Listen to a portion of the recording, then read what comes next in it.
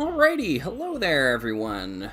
I'm your host R. Slugger and welcome to the live stream. Sorry for the delay in getting started here. I was looking for, of all things, the Lego, the things that we're going to be building, if you can believe it. I want to really quickly make sure the sound is working all right and you can hear me okay. I'm going to try to bring the mic just a little bit closer to my face. Not a lot of bit, just a little bit. There we go. Yeah, hopefully you're able to hear me okay there, folks. I will, let's turn on the camera here. Bada bing, bada bang. Here we are, under the sea. We're going to be building a couple of sets here today. We might build more, seeing as we're together anyways. We might take the time to assemble some more sets. Who knows?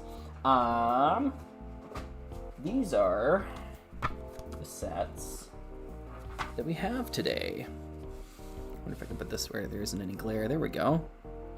Sounds good, Slugger? Thank you. Thank you. Awesome.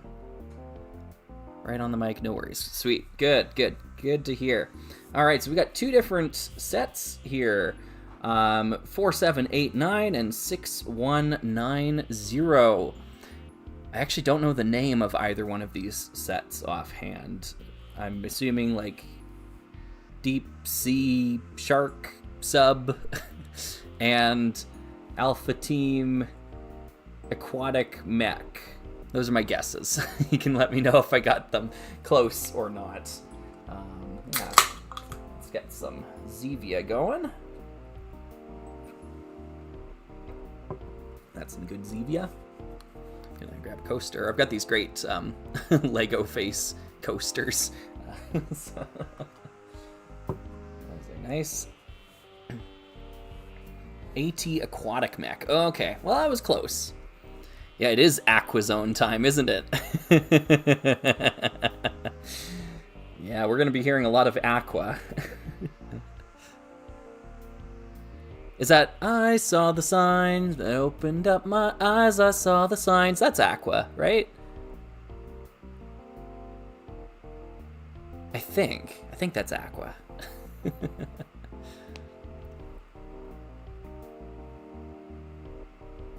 Yeah, Barbie Girl's Aqua, yeah. Dr. Jones, call me Dr. Jones, right? That's Aqua as well, too. Oh, Ace of Base. Darn it. Yeah, Ace of Base. I saw the signs. Ace of Base is also Cruel Summer, right? Oh, no, that's Bananarama. Sorry, that's Bananarama. I was trolling my singing students a couple years ago because they were all requesting, they want to sing Cruel Summer. We really want to sing Cruel Summer. And of course, they mean Taylor Swift, Cruel Summer, and I bring up Bananarama, and they're like, oh no, that sounds awful. I'm like, no, it's a cruel summer. Now you're gone, leaving me here on my own. I know this is probably clashing with the background music, but yeah. Henry was asking, do you have either of these sets in your youth, or are they new to you? Yeah, these are both brand new to me. I picked them up locally recently. I was really surprised to find this one. This guy's a rare set, for sure. And this one was a really good price, honestly. Usually I see this one for, like, close to $200 Canadian. But I think I bought it for, like, $120, $130, something like that. So I was like, yep. Sign me up. This one was about the same, honestly, because it is quite a rare Alpha Team set. Probably the rarest Alpha Team set, if I had to venture a guess. So yeah, anyways, I've got them both disassembled. I've got all the pieces kind of bundled together. We just have to choose which one we're going to build first. And by we, I mean you folks. So let's make a poll. I think the question is, which set first? What? Oh, what's going on here? First. Why is it not typing? Why? There we go. Okay. Man, Windows. It wouldn't be an RR Slugger live stream if I didn't get to complain about Windows. Again, I had to wait 2 hours to unlock my computer today. It was nuts. I hate it. So let's see here. I think option 1 we'll just make it simple. Why is it not typing? Type in the thing. Okay. Alpha. Oh, this is just so frustrating. Okay. It like deselects the box. I don't know if that's Windows necessarily. It might just be Google, YouTube. Yeah. I have no idea. And then the other one is Aqua Zone. I'll just do Aquazone. There we are. I had to type that left-handed very slowly because I had to keep clicking in the box to make sure the cursor would stay in it. It just kept jumping out. All right, so that's the poll. It's either Aquazone or Alpha Team. You let me know what you want to start with here, folks.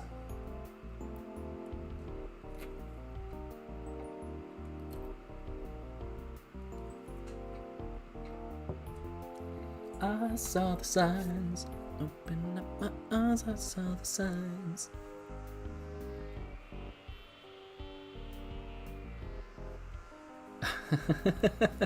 Nix, I don't really know the answer to that question. Yeah. A hinge brick. Oh, depends what you mean by hinge brick. Are they the ones that open like this, or are they the ones that like kind of bend like this? Because I've definitely broken the ones that bend like this before by taking the top off of them and popping them back on. So yeah, it definitely can stress the clips there. Oh, Shark's Crystal Cave. Gotcha. Thanks, Frankenzana. That's good. Oh, it's a close one here, folks. Yeah, it's like a 60-40 split here. I'll leave it open just a little bit longer, but yeah.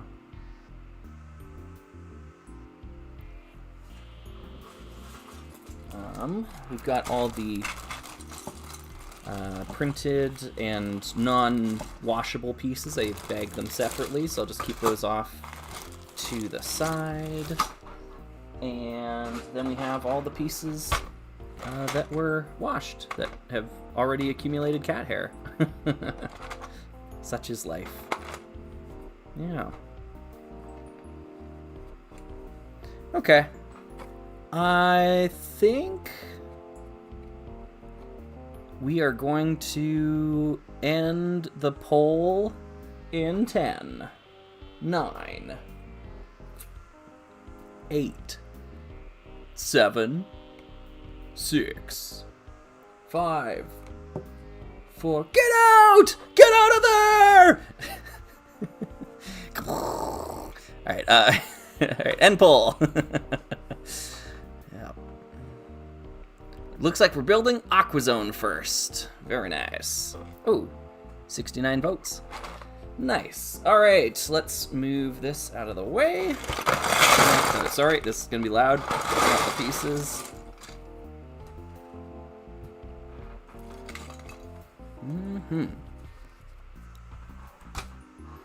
Yeah. Oh, correct choice. Interesting. Yeah, see, here I was thinking, you know, like, there's been a lot of people saying, like, hey, where's the Alpha Team series, Slugger? We've been waiting for Alpha Team. And there's also been a lot of folks that have, you know, expressed interest in, like, Aquazone, because it's just not something that I know much about, and haven't really talked about all that much on my channel before. But yeah, so I could have, you know, I think I could have seen that poll going either way, to be honest. Well, that's a cool piece of blue. I don't think I've had that one before. Very nice. Yeah, so anyways, all the yellow stuff is going to be Alpha Team, as well as, I'm assuming, any of the dark gray. I don't think that's really a Aquazone color. So I might just try to sort some of the stuff a little bit out of the way. We'll get some of the bigger items. We won't worry about it all. We're going to be building them both. So we'll start with, what is this? 6190. I should change the stream name to reflect that. Let's go here. Hopefully it'll type. Building 6190. Okay. Cool.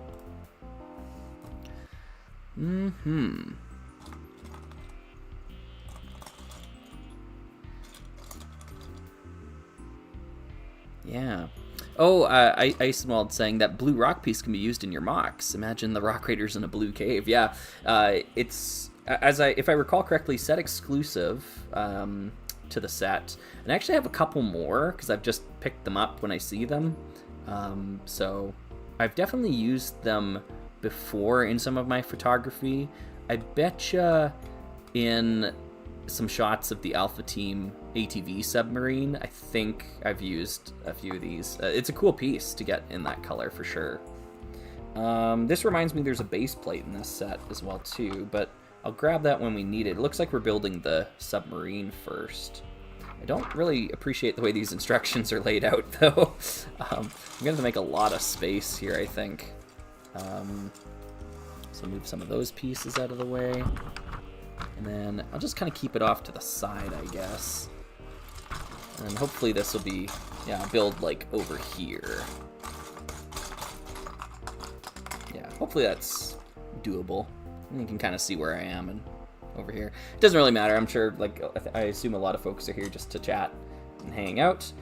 Speaking of which, we really should do the, let's see here. I should have like, remember to ping. Oh, it's not typing for me. Okay.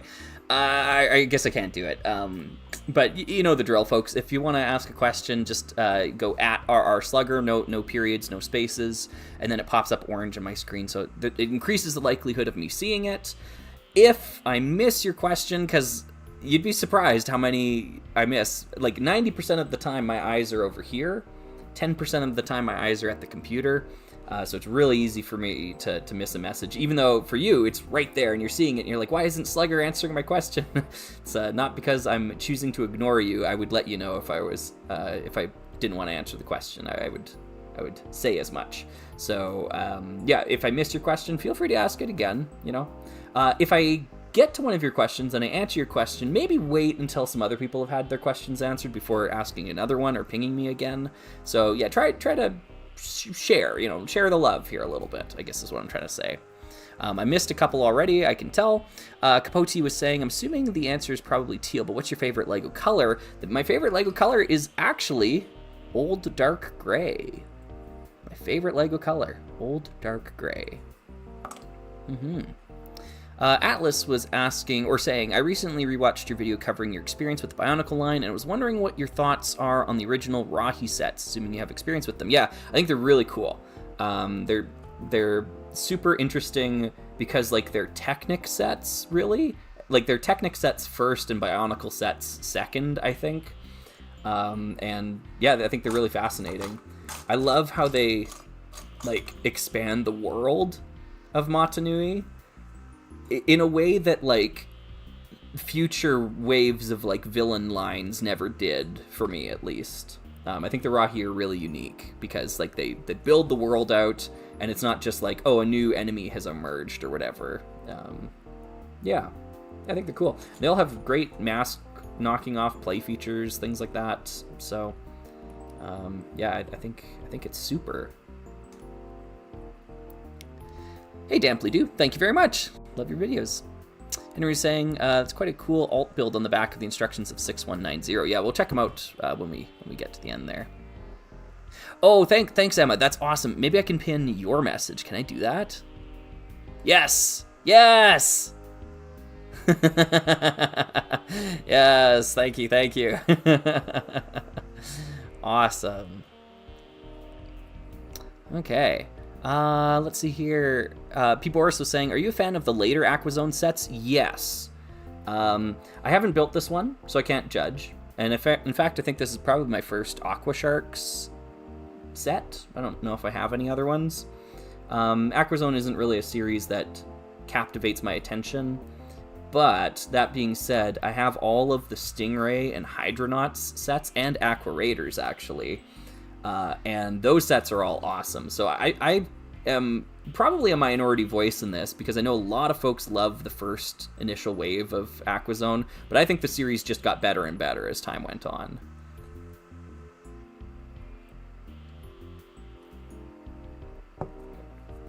Okay, I need to open up the bag of goodies here. There are some other pretty important pieces in here, set exclusive stuff. I think one of these, I think this guy's set exclusive.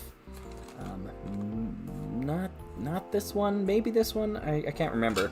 But yeah, transient orange stuff looks great. We're gonna grab a propeller here, stick it on the back, and I guess we'll grab one of our divers and stick them on the little submersible. This is a cute little build here. Yep, I dig it. Keep them off to the side. So we'll stick the bag up there too.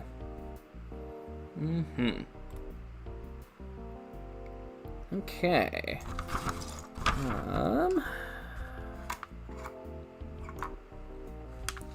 Won't worry about the container. We'll just get into the building here. That's a 4x10.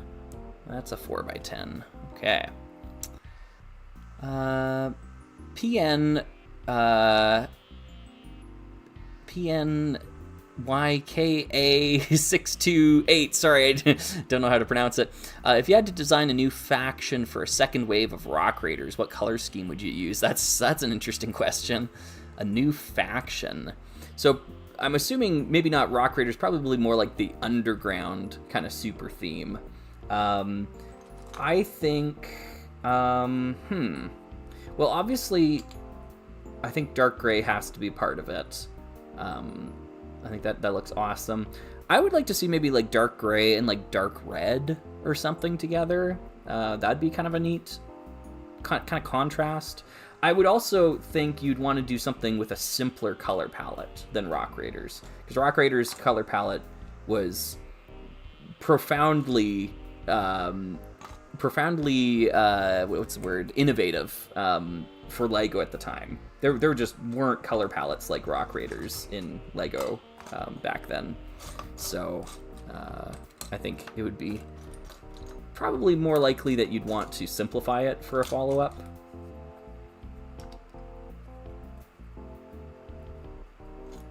Yeah, I don't know, some dark red. I mean, like, if the world's your oyster, I would say dark gray, dark red, dark tan. I think that would be awesome. I don't think all those colors existed in that time frame or at the same time, but I think those three colors would be your primary colors, and then you could build out from there.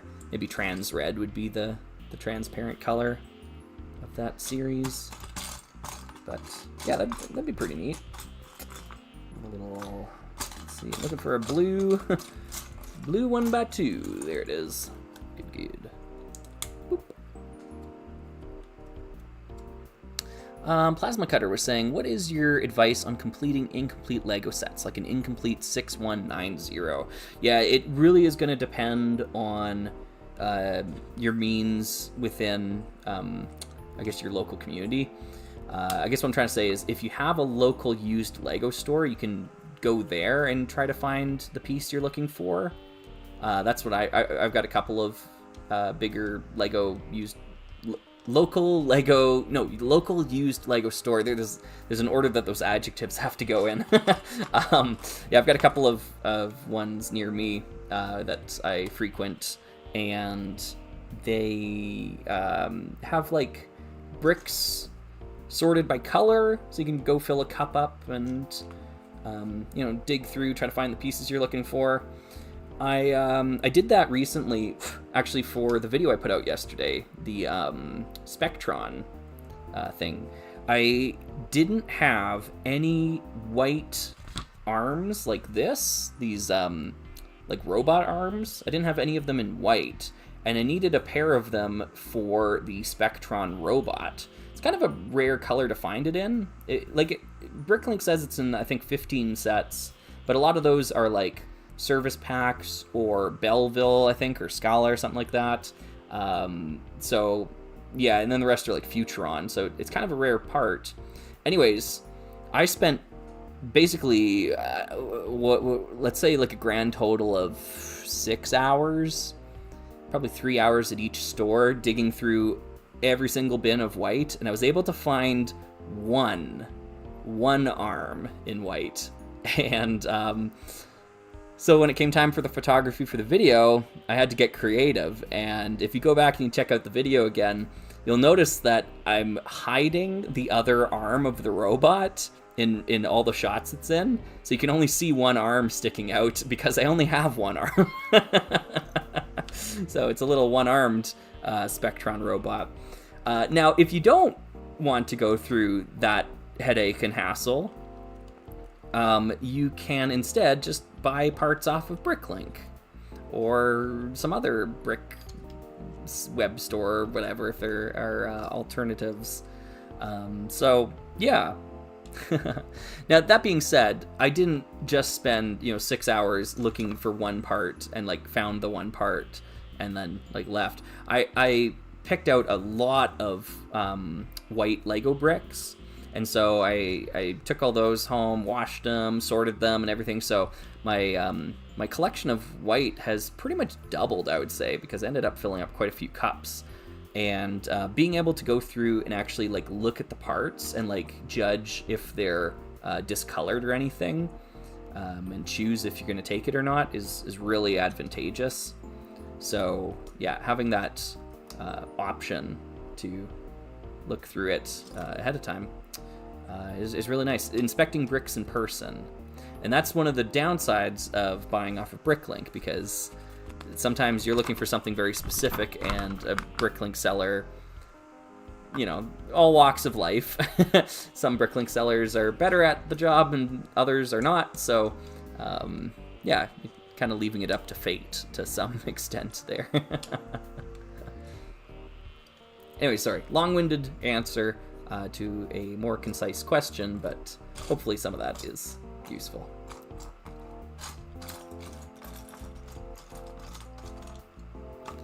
Capote is asking, what's the rarest Lego item in your collection? I would probably have to say Evil Nick, the Galador figure. If you don't know what I'm talking about, you'll have to go check out the video about Evil Nick. Rare prototype figure for Galador. So that's probably the rarest. I know there were a couple prototypes of that figure made, but I do own one of them. Classic Brick Studios. I find it funny that LEGO renamed the land without really addressing the issues with it. I would have loved for it to be more about creativity, but maybe I was too hopeful. I didn't know they renamed the land. What's it called now? This is news to me. I guess it shows how out of the loop I am. Frank and Zana, I've done a couple of tricks like that when taking photos of my Lego sets. I actually turned my ship from Pirates of Barracuda Bay to the side that was complete and hide the rest. Oh, I got you. Yeah. No, I understand. That's cool.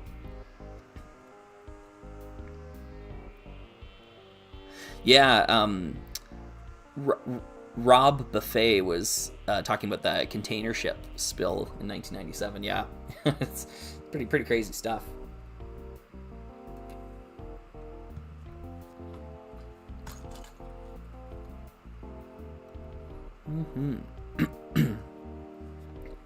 Excuse me. Just warming my voice up here. Me.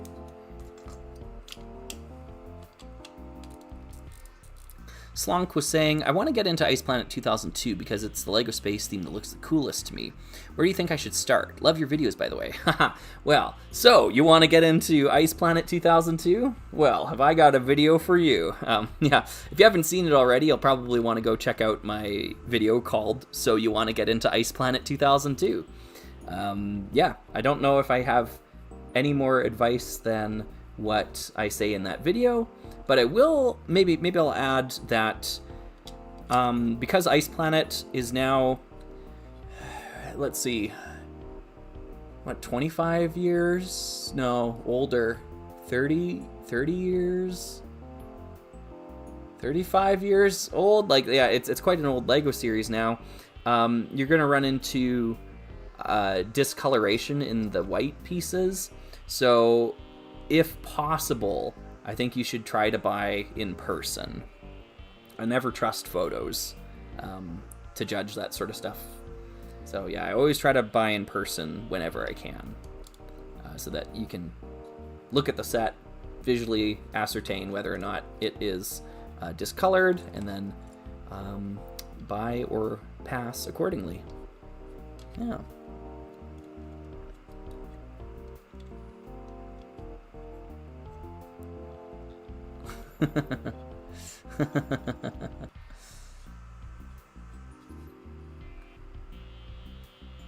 Oh, Donovich is saying one of the set numbers in the stream title is wrong. Is this true? What is the stream called? I can't actually see the name of it from here. Let's see. I don't think I can change the name of it.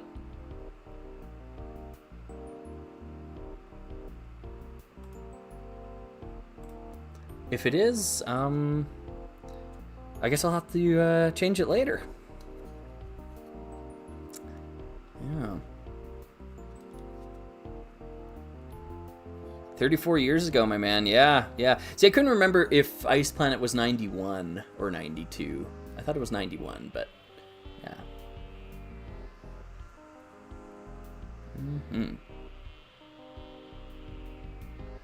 It's called Collab now? That sucks. Wow. Yeah, that's no good. Collab.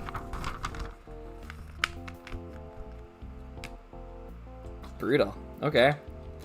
Well, RIP Lego Ambassador Network. Now I've got another acronym I'm gonna have to learn.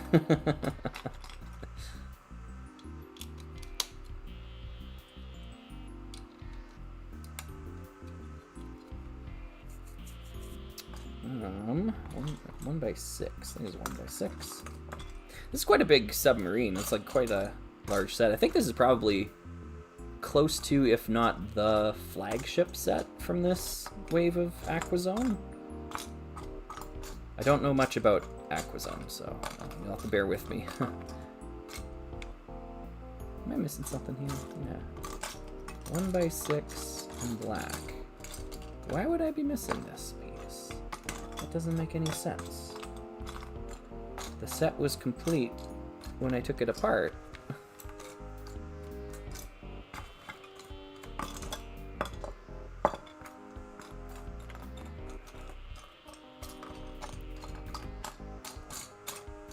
It's just not here.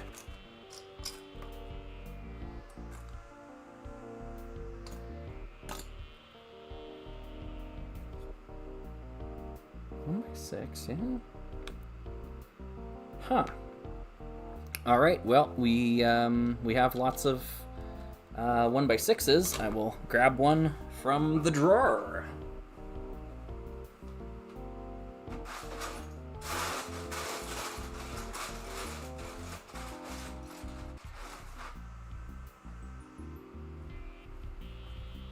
Go. Oh, it's all dusty. it's not clean like the other one. Sad. Oh well. K2 Films was asking, is this the last stream of the summer? No idea. I have no clue. Probably not.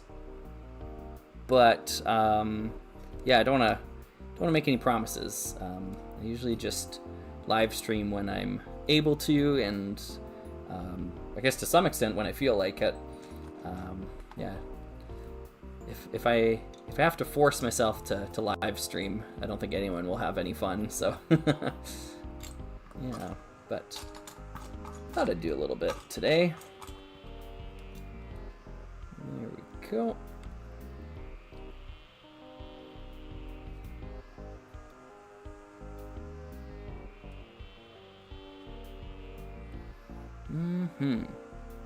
Nix was saying 6910 is mini sports car from Creator 3-in-1. Oh, whoops. 6910. So it's supposed to be 6190. Gotcha. Right? Because I think that's what's on the front of this. 6190. Yeah. Whoopsie.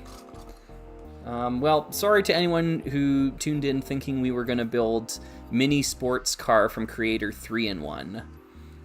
Yeah.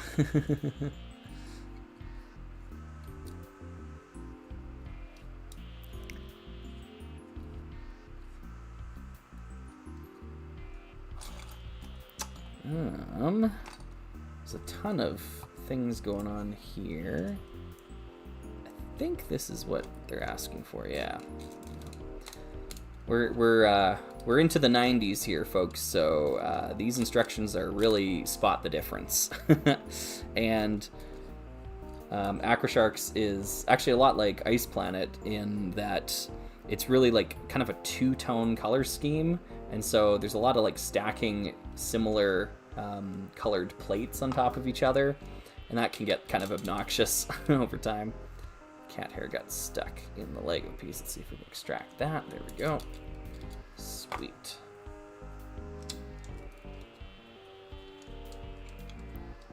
Haters beware. Hi. As a Canadian, have you gotten a chance to see Nirvana, the band, the show, the movie? Excited to see their Anthony Bourdain biopic. I've had that one recommended to me before. I have not seen it, but it's on my radar.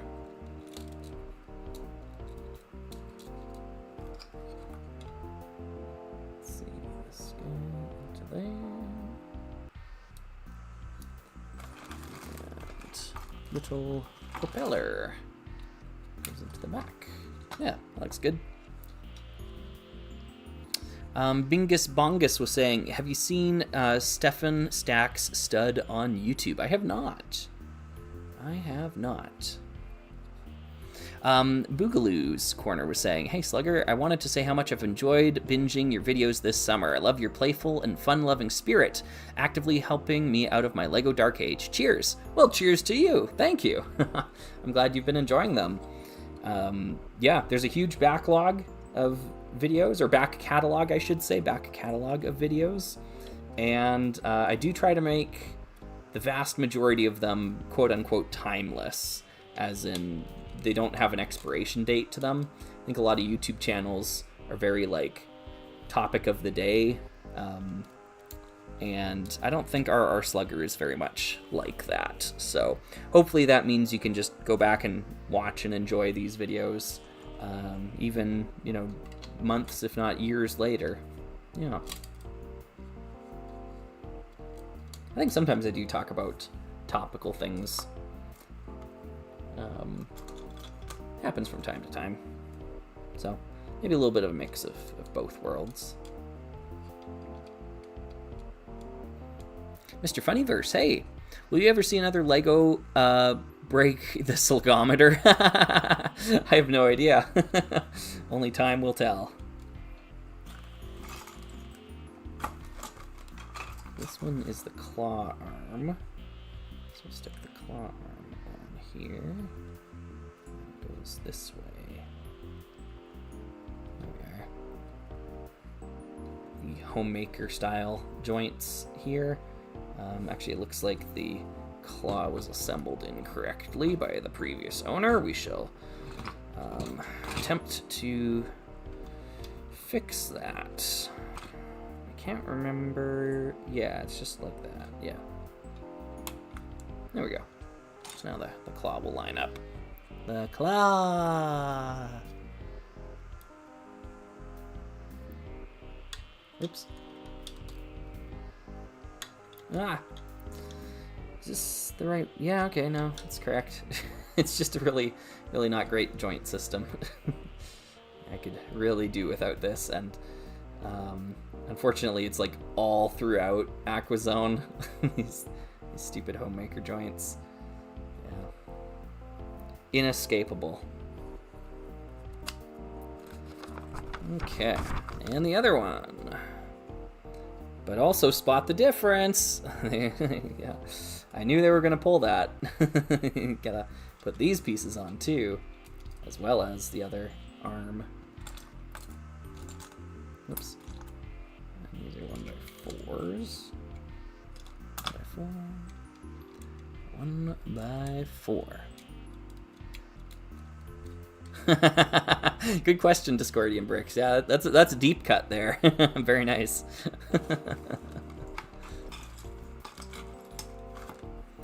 Topple Knot has a secret. Hi. I bought 2 magenta 32 by 32 base plates from Bricklink. They don't come in any set. I noticed the logo in the studs is rotated at random angles. Someone told me they are fake Lego. Thoughts? I would assume that's probably correct. That they are like aftermarket things. I don't know why the studs would be rotated randomly on a base plate mold. Yeah, that's strange. I have no idea.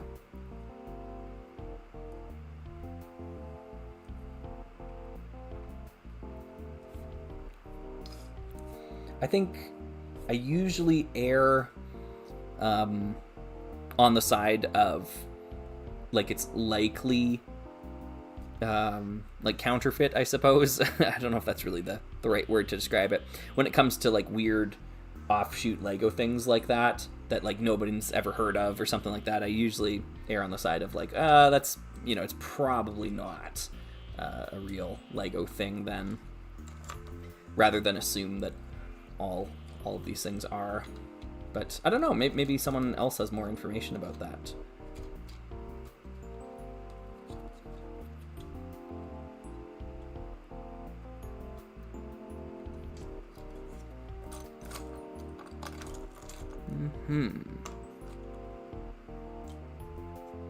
Yes. Battery Powered Bricks Brian is saying that the Samsonite bricks had rotated logos, and yes, I've definitely had quite a few, especially these 2x2 inverted slopes. Oftentimes the studs, the Lego logo on the studs is like rotated 45 degrees on Samsonite bricks. So yeah, I definitely have seen that before for sure.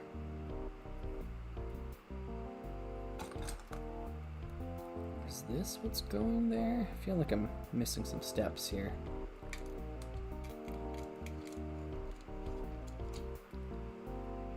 Big black panel thingy. This big blue panel thingy, but I need the black one here.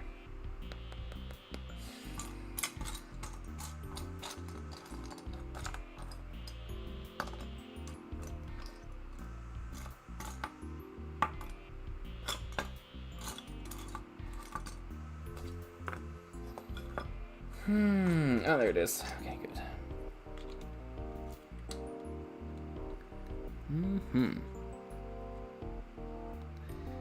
Big Bicep Bill was asking, Slugger, what is your favorite currently running Lego theme?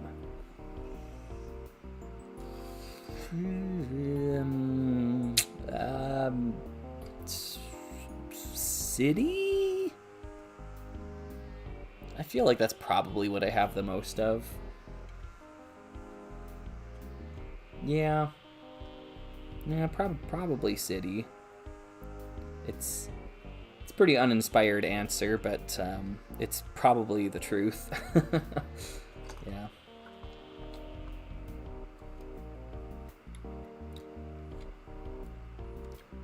Nice. Hit the bricks. Hey, love your videos and your original music, especially this one. It's hypnotic. Thank you.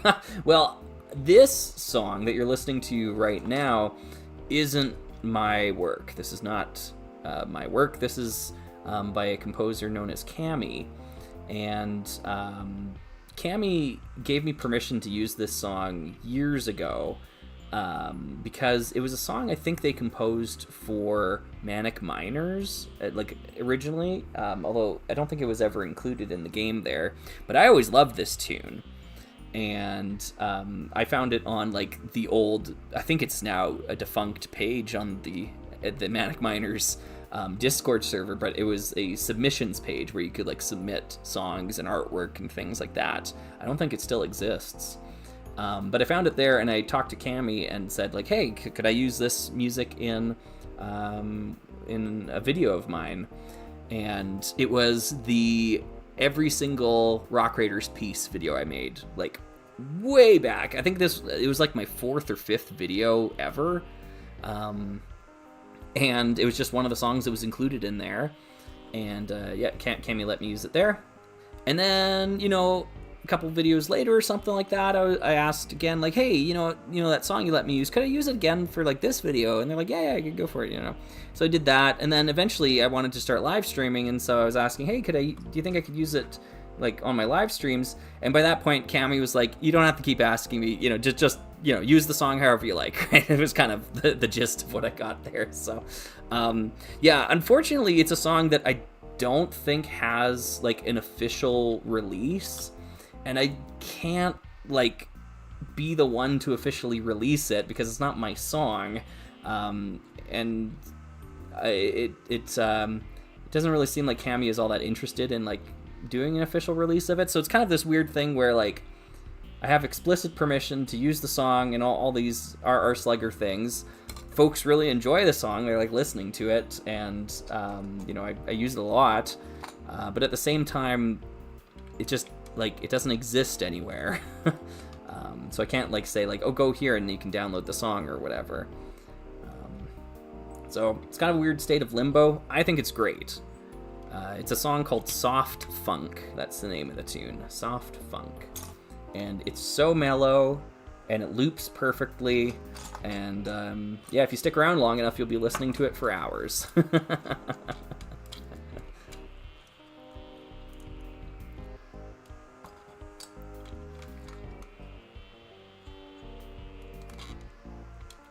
Tarkur was asking, have we built the Alpha Team mech yet? Not yet. No, we started with this one. Yeah. Oh,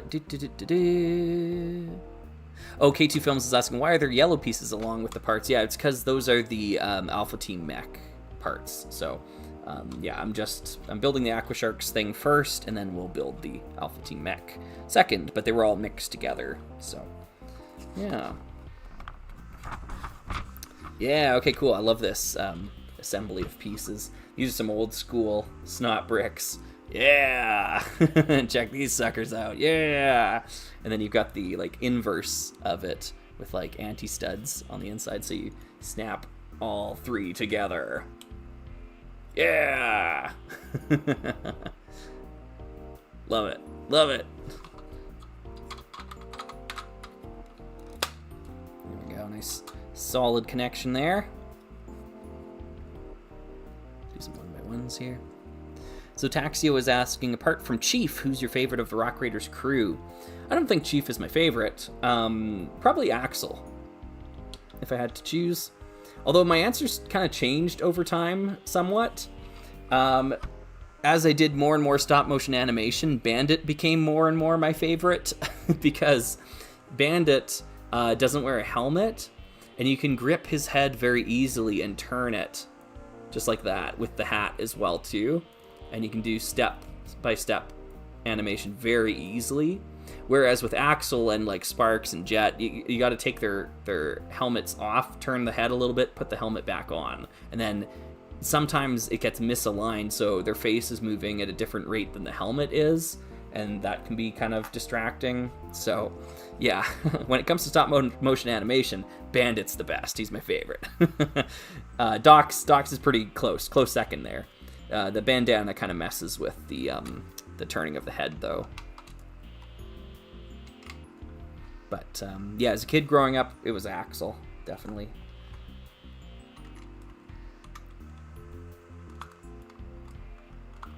Mantis Face, hey Slugger, have you or would you release the really upbeat song in the Studless Base Plates video or direct to where I can find it? I really love the tune and have been looking for it. Oh, I know the one you're talking about. That song is an unused track from Lego Drome Racers. So I think Verizon Wireless probably uploaded that. And that's, yeah, I think you just search unused Drome Racers track. I think it's from the PS2 version of the game, if memory serves. But yeah, that's from a Lego game. That song, so good.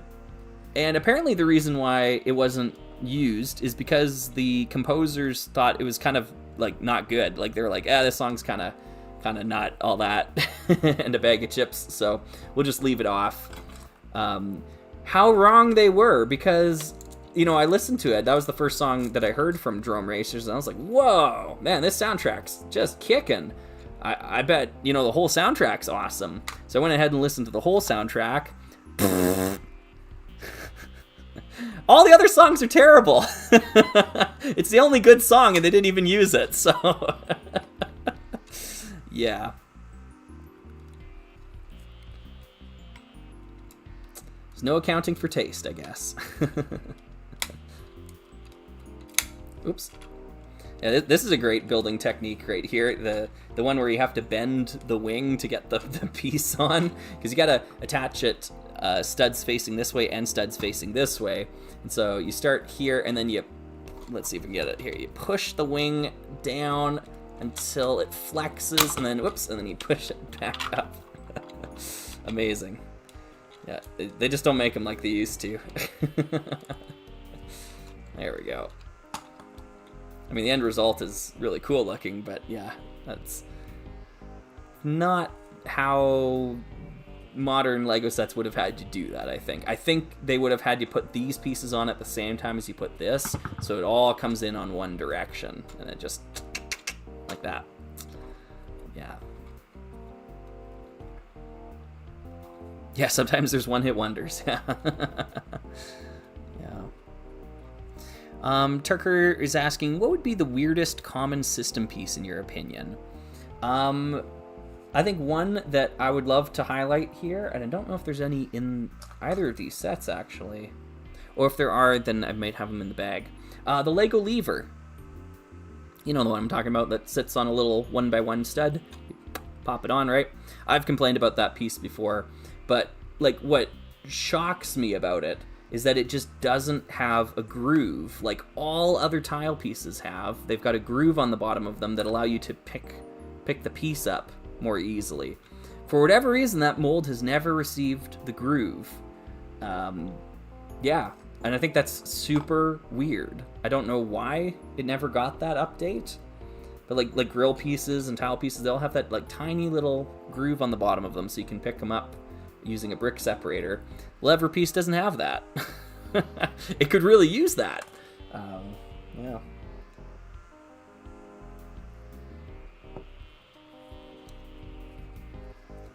Okay, so we got some windows here. These windows go in here. Do I put the panes in first? It doesn't matter. I'll just do it like this.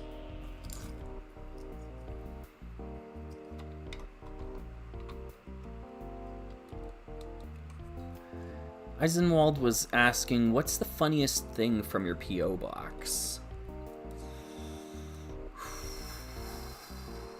Funniest thing from the P.O. box?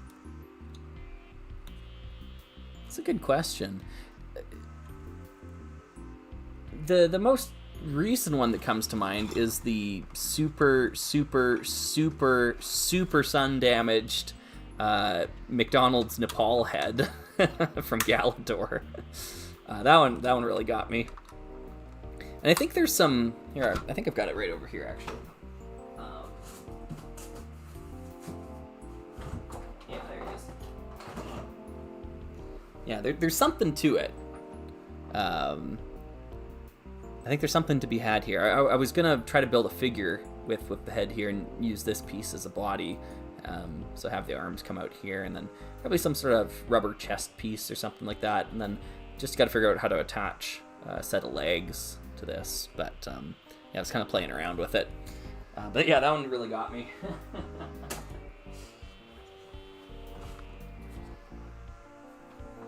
Mm-hmm.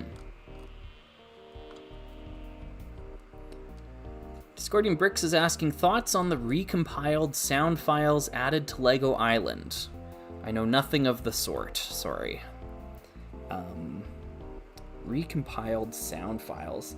Is that like the songs that were like on like a cassette that are of like a higher quality that were then probably later added to Lego Island, at least like the web browser version? That'd be my guess as to what you're referring to there. Yeah.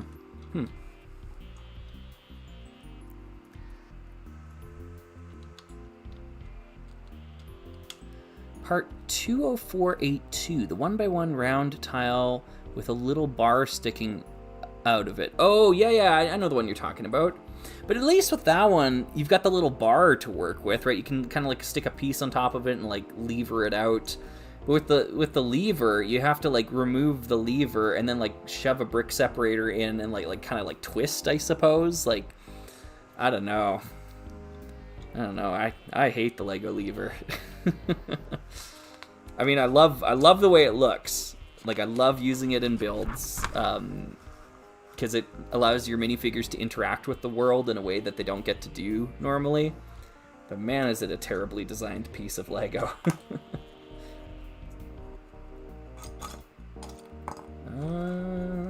We are looking for a piece that doesn't seem to be here.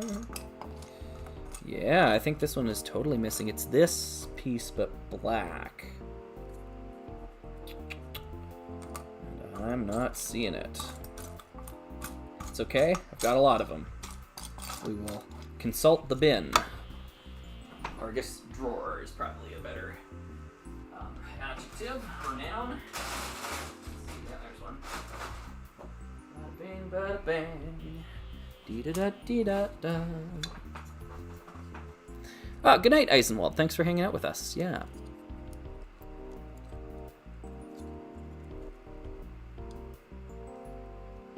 Oh, okay, Emma.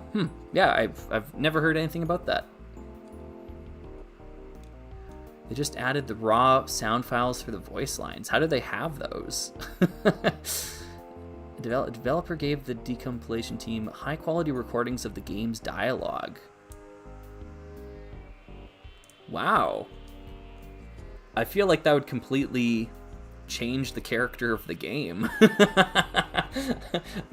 Excuse me. I'm so used to that, like a quarter of the bit rate that you'd normally have kind of audio fidelity for the game. Huh.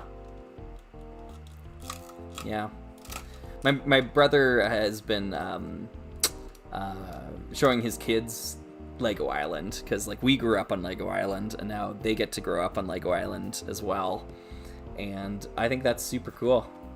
It's just such a perfect like kids game. Really something special to it.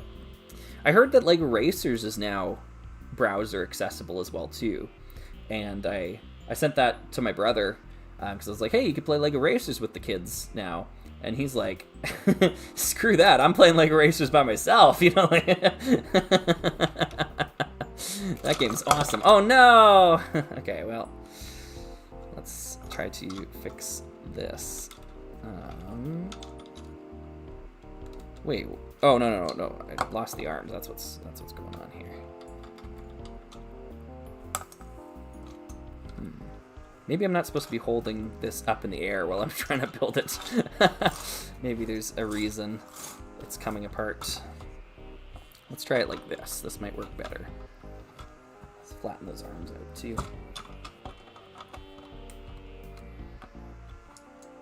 Okay, so like that, like that, like this, and like this. There we go. Alright, so that's a bit more secure.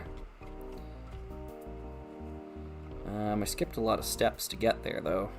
Should probably go back and address what's going on over here. Wow. Okay, there's lots of things going on back here. So easy with these old 90s style instructions to just kind of like get in the groove and like continue working on one spot. Meanwhile, you were supposed to be adding all this other stuff to other parts of the build.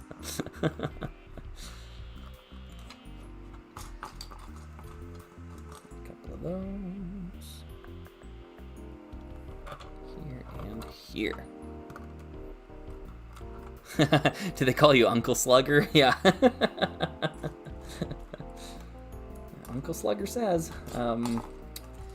Uncle Slugger has also given them a couple of raised base plates, because that was my brother's biggest complaint about modern Lego, because he's not in the loop like the way we are, you know. And so like he'd go to the Lego store and like look at the sets and, you know, buy a couple of them, but then he's like, where are the base plates in these sets? Like the sets just kind of like exist, they just kind of float about, there's nothing to like attach them to. Yeah, and I you know, I was like, yeah, you know, base plates are like a thing of the past. They just don't use them the way they used to in Lego sets. So I gave them a couple of raised base plates to play around with, and the kids really like them. And I, you know, shocking, right? I'm shocked. Of course they really like them, because raised base plates are awesome. Yeah.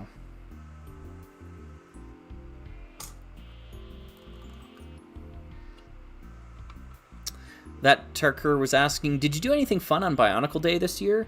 Yeah. Yeah. I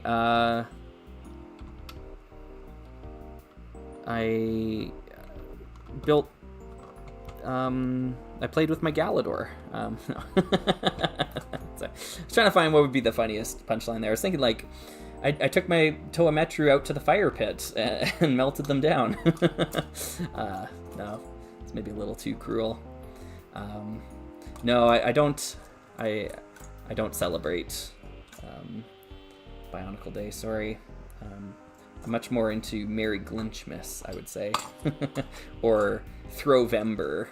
Throwvember is a good holiday. Need one more black headlight brick. Looking for it.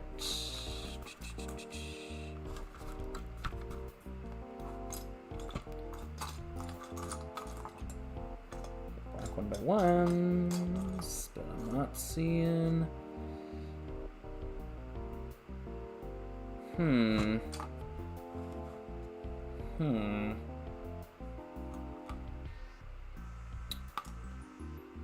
Well, yeah, I'm actually missing the cones that would go with it too, I think. I don't see them in here. Huh. Well, this is what happens when you buy things used or secondhand. They might be missing some pieces. We must consult the bin again. So I'll grab a black headlight brick, and then I should have some transient orange cones just kicking about.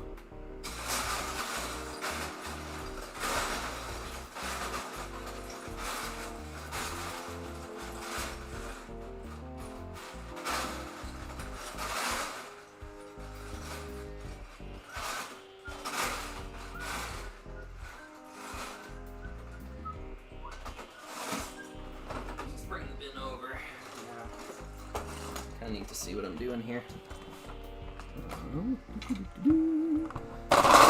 Just digging out. Oh, I guess that's probably, sorry, that's probably really close to the microphone. Dig about over here.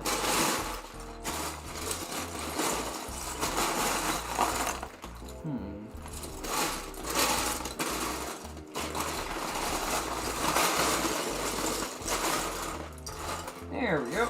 All right. Down. Okay. Found a black headlight brick. Martin Taylor, hey. Hi, I love your content. It inspired me in my own retro Lego world. Nice. And I absolutely agree. The Excelsior class from Star Trek is the most beautiful. A+, 100%. Thanks, Martin. Field 94 was saying, I've been watching a lot of space set videos, and Rock Raiders without teal came to mind. Any sets you think would be great in the RR color / piece palette? I think the classic space ATV would work. Interesting, yeah. I don't have it here. It's a set that I built. The one I'm thinking of here is it's one I built on live stream several live streams ago. It's like a caterpillar treaded digging truck sort of thing. It's got like a crane arm on the back and like kind of like jackhammer thing. It's from like a Lego City thing. I don't know. Series. But yeah, that one really struck me as like Rock Raiders coded. So I think that'd be a cool one to do in Rock Raiders colors or something similar. Yeah. True Ethel guy? Maybe. Sorry. trying to read that. Just tuning in before bed. Is this a one-off build or the start of more Aquazone coverage? Would love to see those designs shine in your photography. Well, thank you very much for the compliment there. Yeah, I don't know. This one is probably more one-off. I don't assume I'm going to talk about it a lot. The Alpha Team one, though, is definitely going to be topical at some point in time. But, yeah, this one's pretty big. It's pretty cool, honestly. Goblin HD, hey. As a Lego kid during the 2010s, I had so much fun playing with this raised base plate given to me from my family friends' old collection. Learned recently that was from the Dragon Fortress. Nice. Yeah, it's a good base plate. Yep. And I absolutely agree that raised base plates are just a ton of fun. That being said, you know what? I'm thinking now, I don't think I had any raised base plates growing up. I don't think I had any set with a raised base plate in it. Not a single one. Now I have a ton of them. But yeah, they were very elusive for me.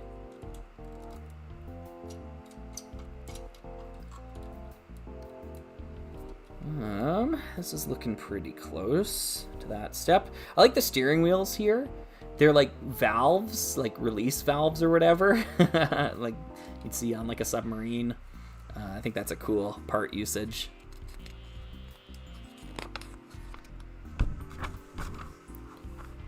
Okay, now we've got a stack of 3 2x4 bricks. Love to see it. There. And they go here. Make some space for them. I think so.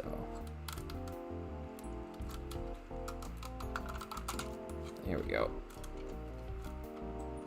Gotta get those trans neon orange cones. Don't let me forget about the cones. I'll have to dig out some. These parts go on the sides here. And the octagonal windows, which is a really cool piece. Get clipped in here. Nice. And they've got propellers on them too for some reason. I guess maybe it adds movement vectors so you can like rotate this way and that way. So I gotta put these propellers in them. Something like that. You probably don't want to push it in all the way. Yeah. So that you get some spin there.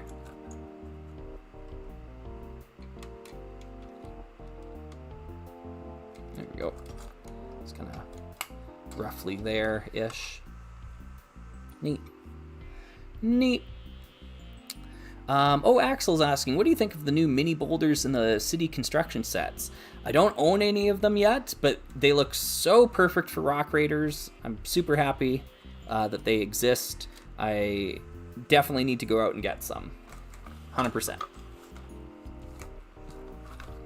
We've got a cool printed canopy piece here. Aqua Sharks. Hank was asking, do you have a favorite Fabuland character? Ooh, that's a good question. I just got the service station for $25. Nice. And haven't had so much fun playing with the toy since I was little. That's great. Yeah, Fabuland is really special.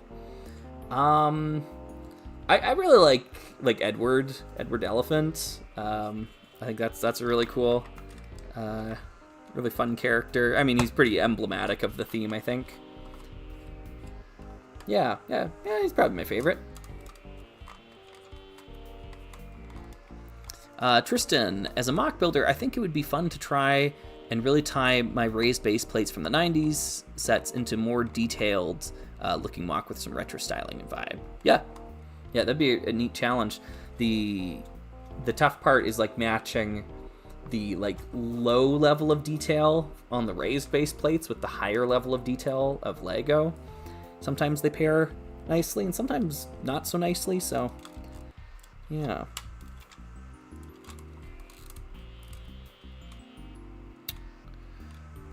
People are asking about McDonald's sports cars and car sets. No, I don't have those, no.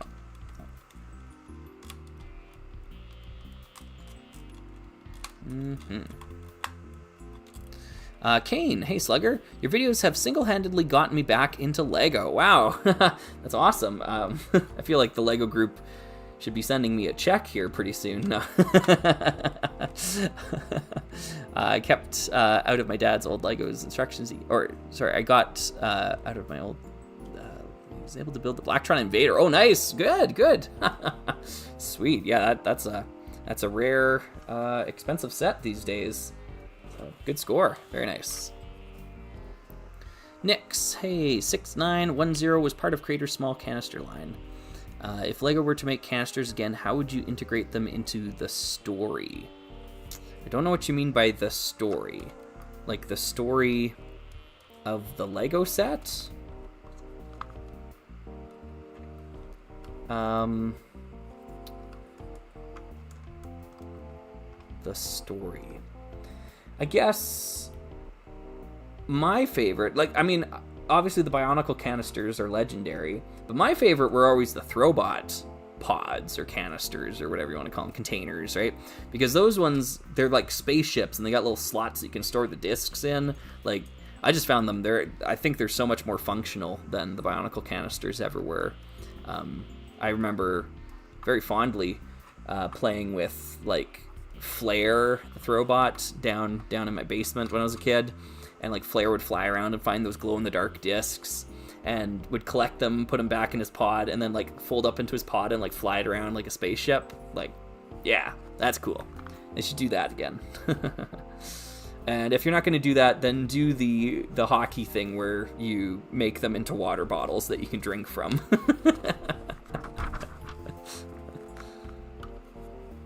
Man, there are so many storage containers on this thing. Like, the whole thing is like hollow. You can store things in here, you can store things in here. They want me to stick things in here too. It's just, it's endless. It never ends. This is a really, really functional Lego set.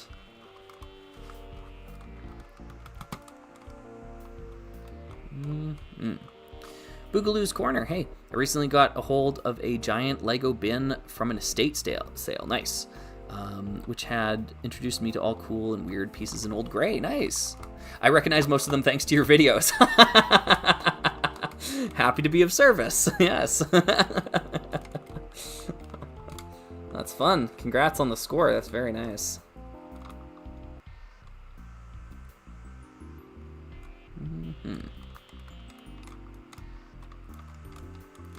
Donovich is saying, if you want to get your hands on some of the small boulders, I recommend getting the backhoe loader. It has 3 of them, and it's a really good set. Nice, yeah. I will watch for that. I haven't seen them at my local Lego store yet, but I assume they're in now. They gotta be.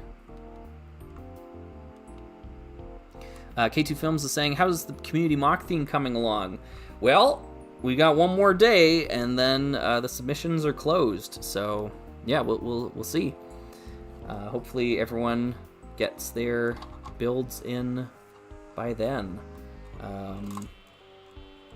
Yeah, it never ceases to amaze me how many people leave it for the very last minute. Every year I get messages of when is the actual deadline? Can I still do it before, I'm like, I mean, it's been a month, Yeah,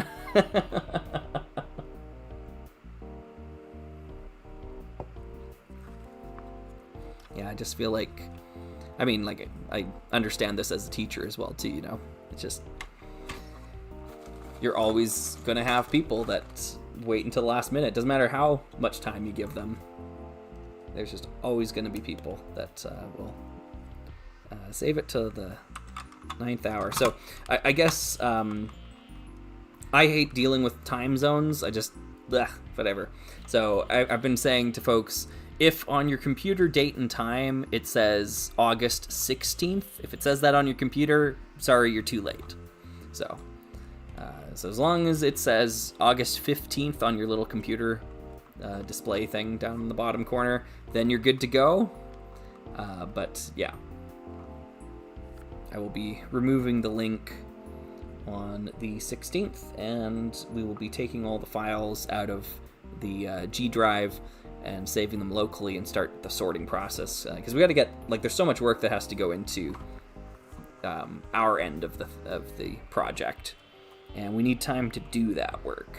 So yeah.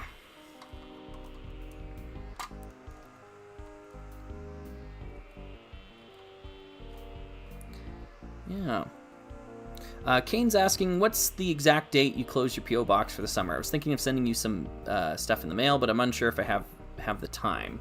If you get it in the mail before the end of August, I think you're good. But if it says September 1st or later on your little computer display, then you're too late.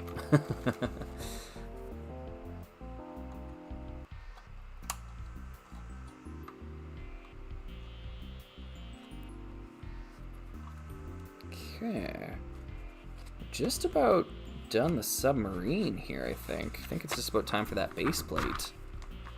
Yeah, this is looking good. Okay.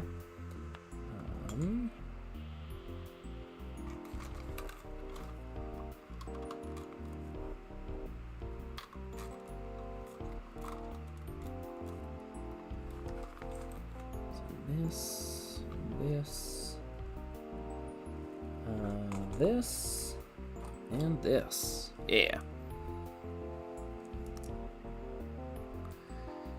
Garten Punkt was saying, is it normal to not have gotten a confirmation email? Yeah, I think so. I don't believe it's set up to email anyone. When you submitted it, it should say, like, after you've clicked through, it says, thanks for submitting to Dryrits or something like that, just on the website. If it did that, then you're good. Most likely. Like, I mean, I can't say for certain.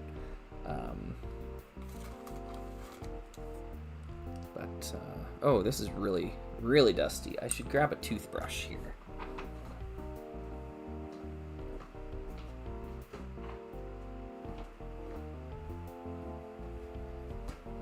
If you're really concerned, an easy way to check is to just go back to the link and try submitting again with the same email address, because I think I've got it set up so that it won't let you submit a second time if you use the same email address. So if you're really, really concerned, that would be the way to do it.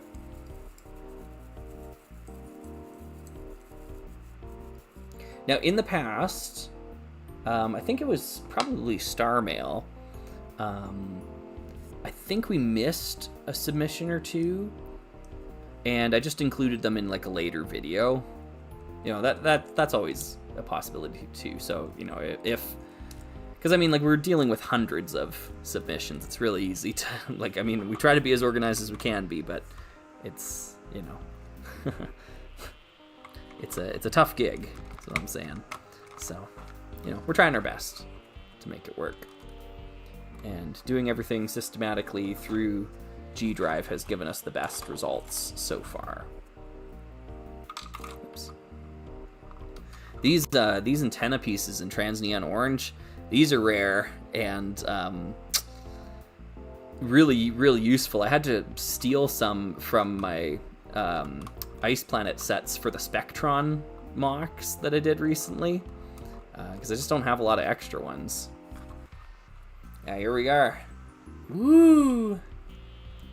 This thing is great. Just a huge submarine. We still got to build the little base here, but let's go over some of the play features on this guy first. So, obviously you got your main cockpit. Am I missing a control panel or something? I feel like There's gotta be some way to control the submarine. No, never mind, there isn't. Okay, cool. Well, alright, that's unfortunate. Yeah, so there's nothing to control the submarine with. Cool, love that. We've got these side hatches that you can get in and out of. They've also got propellers on them, so you can turn the submarine side to side. You got two main, propeller housings in the back there. That's awesome. We've got these, like, I guess, valves of some kind on the side of the steering wheels. There's this really cool play feature here with the fin. I'll show you. So if you grab the fin and pull it up, you can... sorry, it's just a little caught. There. You can pull the whole assembly up with you, like with the fin. Right? It closes it that way. I think that's kind of fun. Totally unnecessary because you can just reach here and do it. But having that fin be able to move allows you to open it up all the way. I think it's kind of a neat kind of feature. This container here can be opened up by using this valve. There's a valve here, another steering wheel. You lift that up, and you get this compartment here. And then, of course, the back of the tail is also hollow, so you can store stuff in the tail. So the whole thing is just so hollow, so many functional features here, which is just really great to see. Oh, I forgot the cones. That's what I'm forgetting. Gotta grab those trans-neon orange cones. Let's do that. We will grab the transparent bin. There we go. Let's see if we can find some cones. There's one. There's two. Beauty.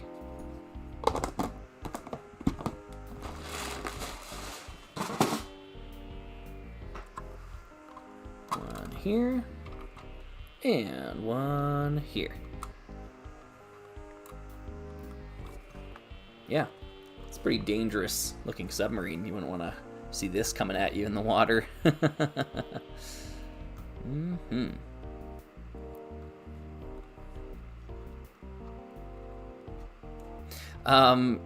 Rob Buffet was saying, Slugger, you mentioned Lego sending you a check in jest, as long as it wouldn't interfere with your main career. Would you make official content for them, Slugger or otherwise? No. No, I wouldn't.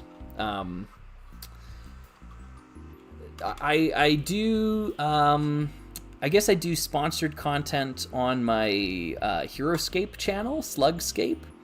And the reason why I have a much easier time doing that is that Heroscape is made by a tiny little company called Renegade Game Studios, and they really are underdogs in the board game world. So I don't mind being affiliated with them. It's essentially like a family business, I think, because there's I think there's 3 members of the employee team with the same last name. So I'm assuming they're all family members. Yeah. Lego, on the other hand, is the biggest toy brand in the world. And they have business practices that I do not agree with. And they make modern toys that I have no love for. So, yeah. I like the toys they made like this. Like, this is awesome. This is cooler than anything on Lego's store shelves these days. So, yeah. My passion is for what Lego used to be, not what they are now. Yeah. It might sound callous, but I don't think I could care less if Lego went totally belly up tomorrow and there was no more Lego sets ever. Yeah. I think what they made way back when was just a lot more interesting to me. So, yeah. This thing's awesome. This thing's great. Love it. Even cooler than the crocodile car? Yeah. Yeah. Crocodile car is pretty neat, but the only reason it's neat is because it interfaces with Galador. Which is a thing Lego used to make and no longer makes, right? So it's kind of a trend there. There's a pattern. Now, Slugger doesn't hate modern Lego, but Slugger does not have a passion for modern Lego, that's for sure. All right, so let me get this out of the way. I gotta grab a base plate because we gotta build the I guess fort structure. I don't know what you call it. Let me just grab that base plate.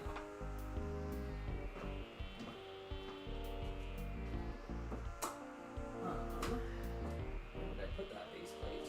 Is the better question. Just watched it off. Oh, there it is.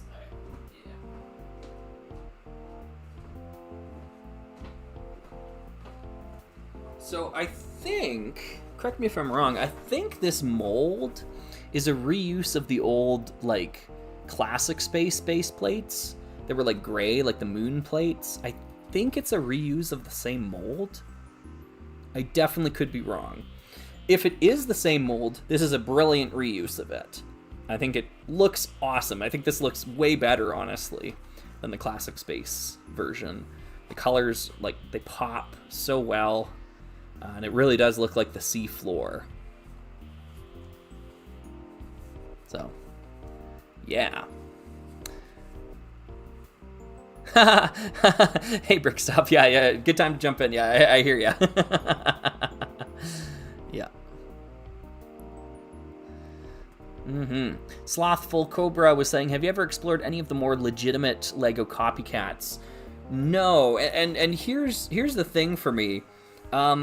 Lego's neat, but I don't, like, I'm not drawn to Lego because of the building system. That might sound weird, because that's what it is, but, like, I'm drawn to Lego because of the awesome original theme ideas. Like, the fact that it's made out of bricks is, like, secondary to me. Which is probably why I don't, like, really get a kick out of, like, licensed theme sets, where it's, like, it's made of bricks is supposed to be the appeal, but, like, being made of bricks has never been the appeal for me of Lego, if that makes sense. It's just, like, it's a secondary focus that I enjoy, but it's not the primary reason I like Lego. Like, I like the designs of these things. I think that's where I'm at. Lego is a great medium to build them with, but yeah, the designs are king. So yeah, I guess the reason I bring that up is because I don't have any real compulsion to go, you know, look at a knockoff Lego brand, because oftentimes they just do the same stuff where they're just doing license this or license that. Sometimes there's, like, some original theme ideas. Like, there's some cool, like, old Mega Bloks space sets that, you know, it might be worth me checking out. But, yeah, like, the building with the bricks is, like I said, a secondary focus. For me, at least. This is annoying. I gotta count out how many studs. Let's see here. 2, 4, 6, 8... 10, 12. Okay, 2, 4, 6, 8, 10, 12. There we go. And then 2, 4, 6. 2, 4, 6. Pop this one right there. There we go.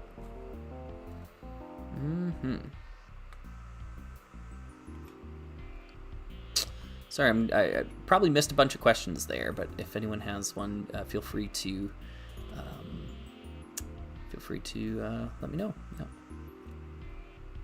K2 Films was saying, would you ever consider opening your community posts? I don't know if you answered already. Had to step away for a moment. Community posts, that's something on YouTube, right? I think I've seen like Trick Bricks has his community posts open.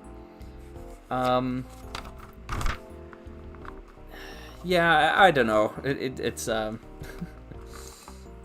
feels like it could open up potential abuse of the system, and it's just like another thing for me to manage.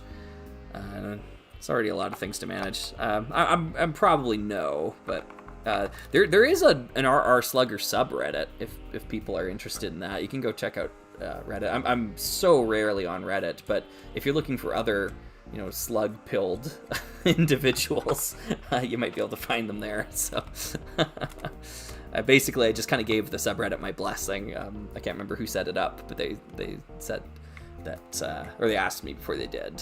And I was like, yeah, sure, go for it. And sometimes I pop in there once, like every 6 months or something. Go see what people are working on. Whoops.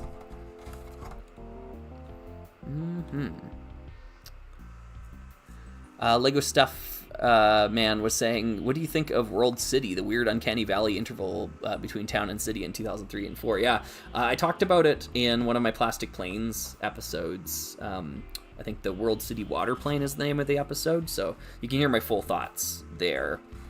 But yeah, it's weird, it's wacky, it's dystopian. It doesn't really look like a city I'd want to live in. Oh, I guess I also talk about it in the Missing Link video. That's the one about the World City pizza. Pizza! Yeah, I watched that video again recently, actually. That's a funny one. It's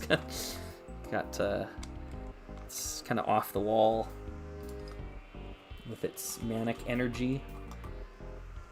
Every now and then I just lose my mind, I think.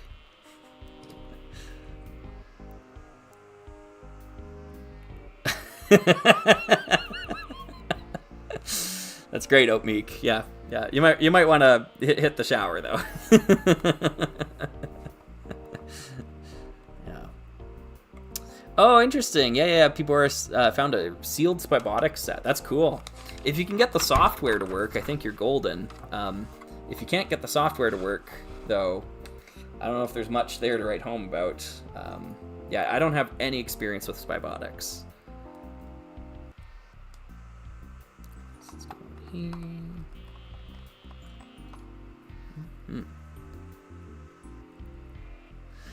Ben Smith was asking, do you have any opinions on the original series Star Trek set that got announced? Yeah, I think it looks really good, honestly.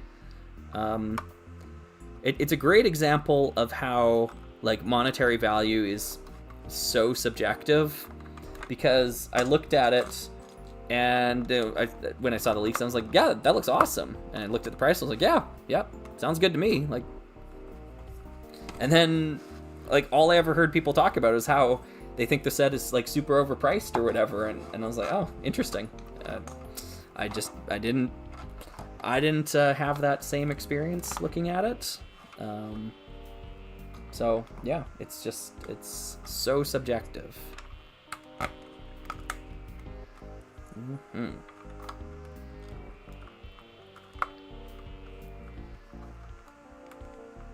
The original crater plate didn't have the studs in the crater, so it's a modified version of it. Yeah. But the they modified that for Classic Space, because you can get the ones with the studs in the center in Classic Space sets. So I was just wondering if this mold is that one.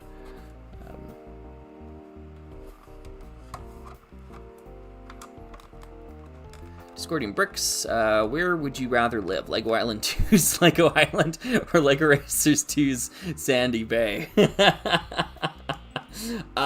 Lego Racer 2's Sandy Bay. Anything but Lego Island 2.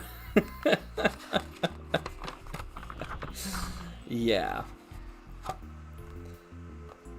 Not all classic Lego games are made equal. Let's just put it that way.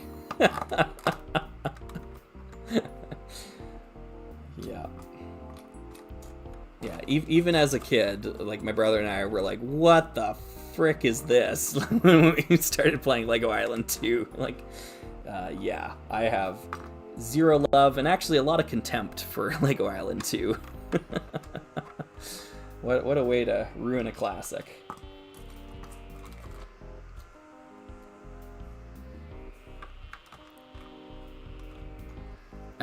Honestly, though, I guess the same goes for Lego Racers 2. I mean, I played a lot of Lego Racers 2 growing up. Probably played it a lot more than Lego Racers 1, but I think it'd be foolish to say that it's better than the first game. The first game is just so good. Oh, I forgot the compass. That's what I forgot here. Let's put the compass on top. So, yeah. There we go. Let's add this little ladder thing, underwater ladder. Fit in there, maybe. Don't know if I love that. We might just leave it out. Let it hang loose, I guess. Yeah. Oh wow, lots of comments here. Sorry. There's no floor on that Star Trek set. Yeah, like, I mean, like, it's got the bridge or whatever, and you just kind of, like, place things around. I could see someone, like, trying to put that on a base plate or something. Yeah, but, I mean, there's no floor on any modern Lego set, so it's, like, it's not a problem with the set, it's a problem with the modern Lego system.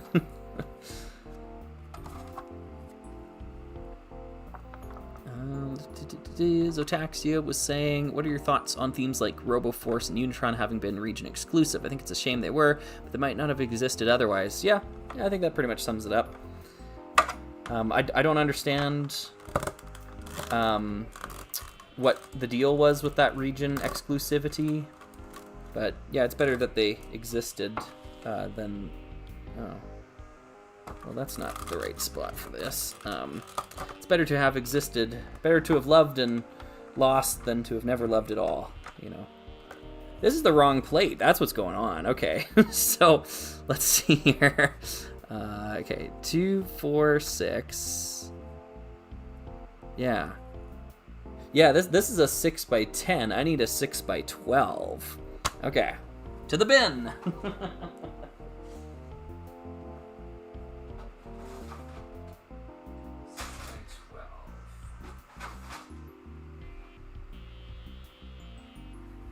There we go. I'm glad that didn't take me too long to figure out. That should go there. There we go. That's more correct.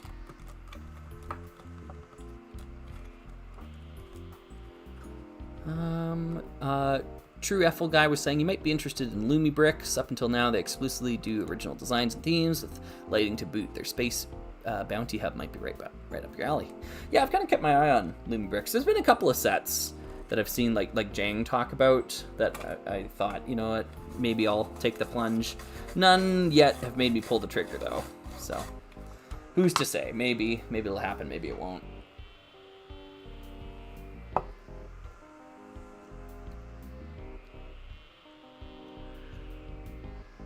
There was, sorry, I'm jumping over a couple of questions here, but I haven't answered one from Queen Onua.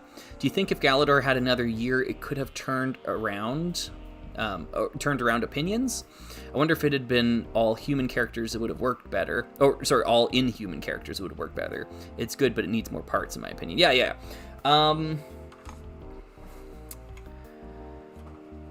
Yeah, Galador is a tough one. I kind of feel like there's like really no universe in which it would have worked. But having all inhuman characters would have been better, yes. Tying it to a Saturday morning TV show kind of like attached a boat anchor to Galador, because the toy brand was then, like, the success of the toy brand was completely beholden to the success of the TV show. And, like, if the TV show succeeded and got popular, that's not even a guarantee that the toy brand would succeed and get popular. So you add, like, 2 steps of risk, which is, like, why it all blew up and failed. Whereas if you compare that to Bionicle, a contemporary theme to Galador, Bionicle was a toy line. It wasn't based on a TV show, you know, it was a toy line.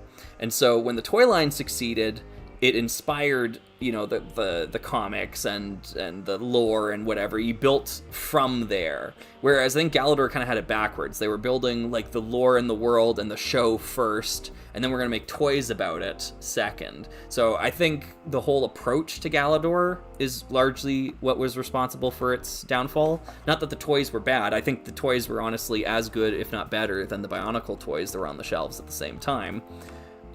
But at least, like, I remember being a kid and seeing Galador advertised in Lego magazines, and I remember thinking, like, oh, weird, Lego's doing some, like, licensed theme from this show I've never watched? Huh, alright, moving on, right?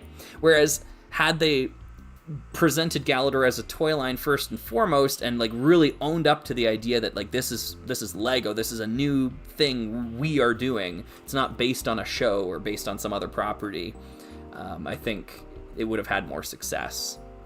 The toys are instant fun. I don't think the problem is the toys. I have these big bins of Galador at my house, and whether my brother's kids are over or like family friends, they bring their kids over or whatever. Anytime we have a big family gathering and there's like kids here, I'd bring out my Galador and I just let them play with Galador, and the kids love it. Like they're mixing and matching and like doing all sorts of stuff. Like it captivates them for hours. So yeah, I don't think the toy is the problem, I guess is what I'm getting at. So yeah, good question though. Thanks for asking that one. Yeah, Emma's got a good point there, in that it's a product that was competing with Bionicle at the exact same time. They were going to cannibalize each other to some degree. Obviously, you know, we all know the wrong theme won in the end, but, you know. What can you do?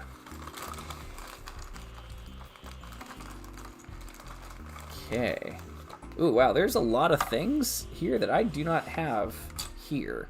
There's supposed to be, yeah, lots of tiles and like black handhold thingies. I don't see any of those. I guess that's why this set was much cheaper than I've seen it listed elsewhere. It's because it's missing pieces. It also doesn't have the red bush, but I've got red bushes somewhere. It doesn't have the shark either, actually. Huh, that's too bad. I do have the shark from like Lego Island or something like that. It's got a couple of green bushes though, so we can just pop the green ones in. That'll be fine for now. I'm not too fussed about it. Yeah. I need to grab some of these pieces, I guess. 4 of these in black is going to be tough, though. I feel like they're in Rock Raiders, so we're going to grab the Rock Raiders bin. See if we can dig through here. And locate a few. There's one. And then I'll grab the tile drawer and we'll dig through that. See how many tiles we can get.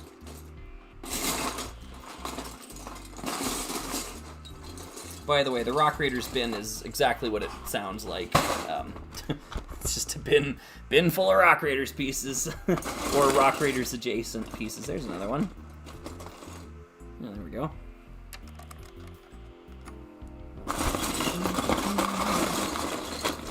And it's deep.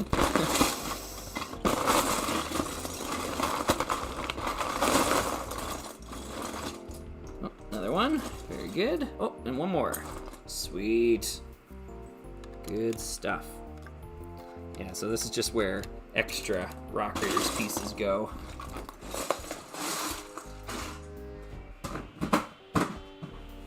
All right.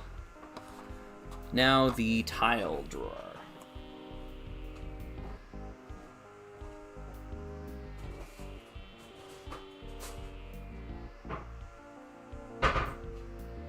Which was recently refilled with a lot of new tiles. Let's just move that out of the way. Here we go. Tiles and tile adjacent things. There's a 2x2 in blue. We'll use that. Over here. Whoops. And then we'll need some 1x4s in blue. That's going to be tough, actually. I could just use a 2x4 in blue, though, right? It covers the same space. It's not like period accurate, but you know, it's like, same difference. I guess I'll search around a little bit more than that, but I don't think I've got a bunch of 1x4s in blue. There's one. Okay, it's not bad. We can find one more then.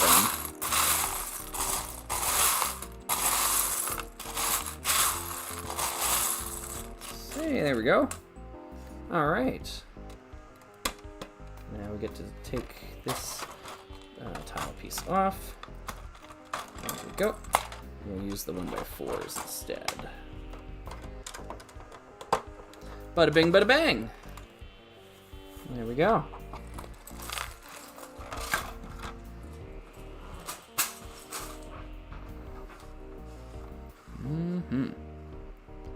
I need to get myself an RR bin. Yeah, that's right.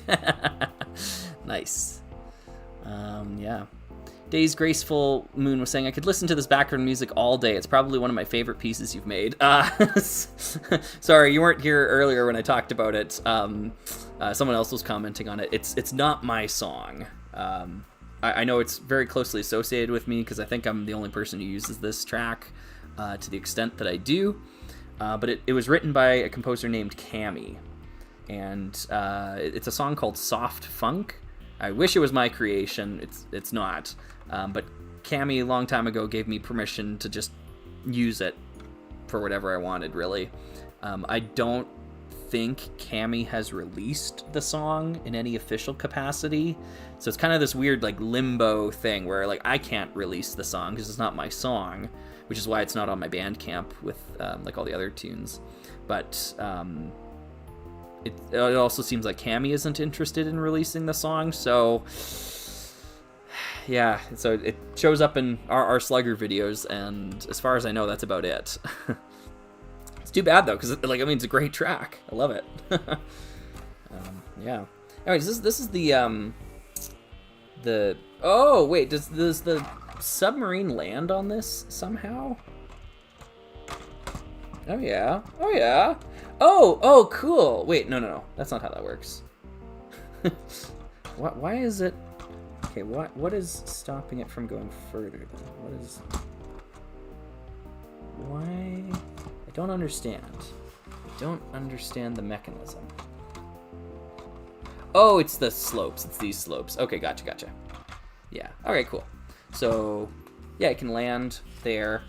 Which is kind of a neat feature, honestly.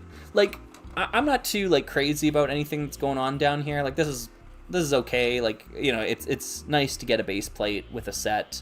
It's a great base plate. The build itself down here, this little, like, shark cage thing, it's fine. It's whatever. But it is really neat that the way that it lines up here, you can climb the ladder to get up, like, into the cockpit. Like, I guess if you move the arm out of the way, you climb up, you get into the cockpit. That's cool. That's a nice feature. I would have liked to have seen more LEGO Space stuff do this. So yeah, that's cool. It makes for a good display stand, actually, for the set, now that I'm thinking about it. Yeah, this would be a good one to display. Especially if you added some more foliage to it, more underwater things. Yeah, I should try doing that and then, like, put it in a Slugger video, in a photo or something like that. I love this base plate. Like, this is fantastic, superb. And this is definitely the best LEGO submarine I've ever built. Yeah, without a doubt. So, cool. This is a cool set. That's one of them. Let's build the Alpha Team mech next. I'll move this guy out of the way. Where should I put it? Man, I'm running out of space. Every surface in my house is covered in Lego. We'll put it over here next to the Imperial ATST. Okay, and oh, I forgot the little guy here. And it's got magnetic arms and cranes and aqua crystals or hydro crystals or whatever they're called. Yeah, and there's a good alternate builds, or some good alternate builds on the back here as well. I guess we could look at these for a moment. I'll zoom the camera in. I should probably try to look at the chat again. I feel like it's been like 10 minutes since I looked. So there we go. Yeah, alternate builds. Wavy Davy Music was asking at RR Slugger, does the RR stand for Rock Raiders? I just got that. Believe it or not, it doesn't. I know. I was shocked too. No, it doesn't. I chose RR because I thought it sounded cool. Like, I was going for like a P.T. Barnum sort of thing originally, like our Slugger is on the air, you know, like that sort of, that was kind of the impetus, I guess, behind the naming convention there, the design. And then I just needed like 2 letters, you know, like J.R.R. Tolkien or whatever, so I just chose R.R. And it's completely a coincidence that it also stands for Rock Raiders. So, yeah. Believe it or not, it's the truth. The Atoll. How do you feel about your video, The Various Glup Sluggos, receiving more views than the various spaceships for which it was a follow-up to? Yeah, I kind of hate slugging around. This has happened on multiple occasions, where YouTube has just decided to show videos from my second channel, my side channel, to like everyone and their mother, you know, like everyone check out this video, when it's supposed to be even more niche than the main channel.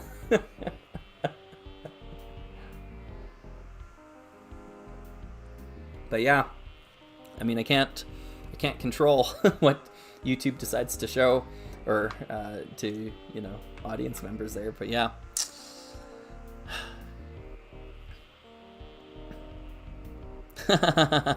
Busy Rumble saying, I love slugging around. Who knows? Who cares? I do. Thanks. Also, sorry, I may have clowned on you a little about not being able to separate old Lego. But building with it more. Levers stick like glue. Yes! Thank you. I know I'm not crazy. Man, the gaslighting I received on that video was insane. Just insane levels of gaslighting. Yeah. This is a cool alternate build down here. I like the double canopy thing. Yeah, this is a weird concoction as well. So you have a lot of pieces to work with here. This one's cool. This has got like a sliding door. It's got valves on either side, and you slide the door open, and then the crane arm puts the crystal inside the inside the enclosure. That's fun. Oh, it's like magnetically sealed too. It's got a magnet here, so you can pull it open with the magnet on the craft. That's awesome. Yeah, really good alternate builds. We're not building any alternate builds here today. My apologies.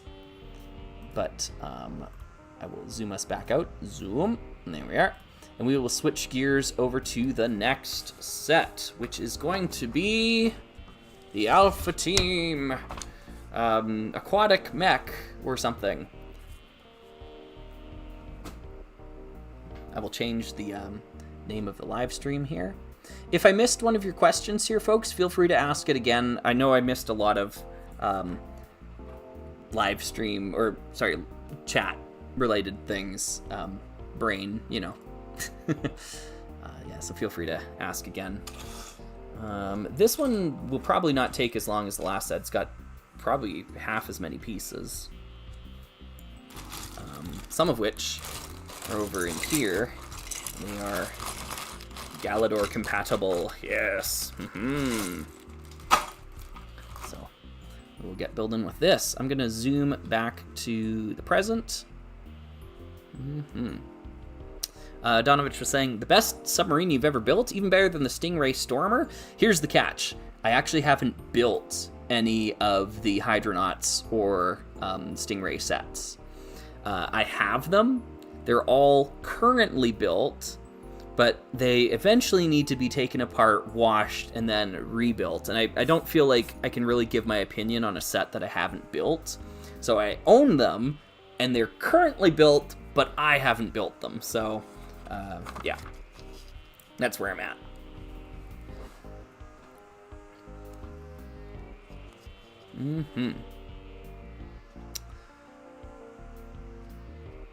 Hey, it's Rocket Racer Slugger. Yeah, that's right. Yep. P. Boris was saying, I recently watched a Lego hockey video and saw your comment. Yeah, my question for you was, what's your thoughts on the theme? Yeah, my thoughts on the theme is that I'm sure glad I didn't have to make that video. Yep. I think I said it all. Yeah, here we are, Mission Deep Sea. This was quite the epic follow-up to the first wave of Alpha Team. It's not my favorite wave of Alpha Team, but I won't deny that it's pretty awesome. It's got lots of things going for it. It's plagued as heck. There's plague pieces everywhere, but that doesn't stop it from being great. Yeah. Here it is down here, Mission Deep Sea. Yeah. There's nothing, as far as I know, that says Mission Deep Freeze for the 2004 reboot of Alpha Team. Even though it's known as Mission Deep Freeze by the fans and on Bricklink and whatever, I don't think that's an official name. I've never seen any source that corroborates that. So, yeah, I think it's just supposed to be called Alpha Team. Which kind of lends into the soft reboot sort of theory I guess I have for that series. We'll talk about it more when we get to the Alpha Team retrospective. But, yeah. Anywho, I'm just going to dump these parts out, keep them all together, get these cool molds. That's pretty neat. Oh, Plasma Cutter number 1 was saying, "Hey Slugger, I'm at my job and wanted to say hello and goodbye because I gotta clock in soon." Nice. Well, good luck. Sounds like you're using a plasma cutter there, so be careful. Yeah, this is a cool piece. I like it for like Rock Raiders reasons because it's got the hazard stripes on it. I think you could use it in some Rock Raiders applications. We got some seaweed, kelp. And then a set exclusive black sawfish. Yeah, I was surprised too, but yeah, apparently set exclusive. Pretty cool part. Yeah. So we'll get to building. Looks like we're building the top half of the mech first and the legs later, which is interesting. That's the opposite of things like the granite grinder. With the granite grinder, you start with the legs and then you build up from there. So kind of neat to see a different approach.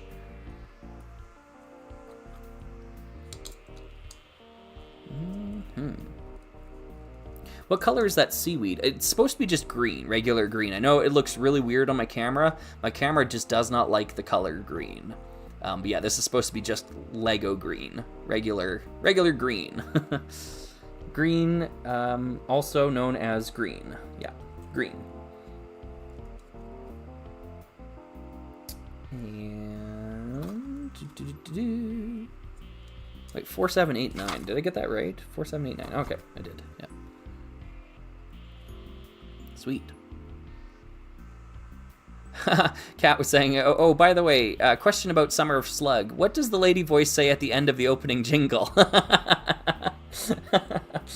Yeah, well, that's my partner, who's singing along in the intro. And, yeah, at the very end, she goes, "The Summer of Slug!" or something like that. So, yeah, I don't know if she knew that the microphone was rolling at that moment when she did that. It's kind of out of character for her, but I thought it was funny, so I kept it.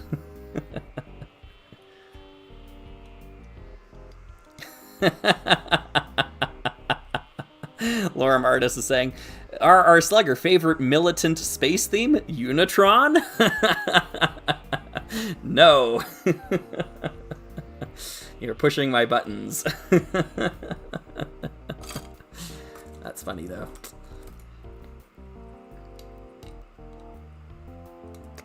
We need some dark gray plates here and here, as well as here. There we go. Get some plague parts going on in here. Love it. You love to see some plague pieces. And Lego levers, my favorite.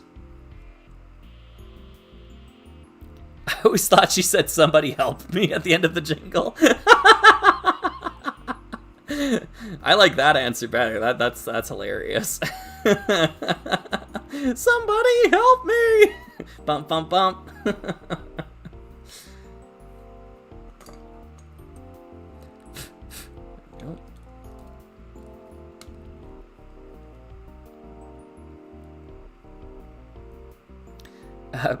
Brian's asking, so to this day, your partner has never watched a Summer of Slug video? I don't know if she's ever watched a Slugger video. Yeah. I'd prefer that she didn't, to be honest. So, yeah. I hope she hasn't seen the Slugger video before. She hears me like recording scripts, and like, you know, she's been in the house when I've live streamed and whatnot before, so she knows what the Slugger voice is. But like, this is not how I talk in real life. You know, this is Slugger. This is not me. So yeah.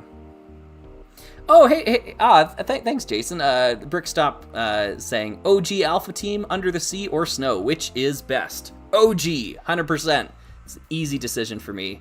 As much as I do enjoy the other Alpha Team sub-themes, I suppose, I think the first wave is just brilliant. It's really a cut above. Yeah, thanks for $2. Appreciate it. I don't think there's a bad choice, though. I guess I should say for Alpha Team. I think there's legitimate reasons for saying any one of the 3 themes or waves, I suppose, could be your favorite. You know, transforming vehicles, that's a pretty neat feature.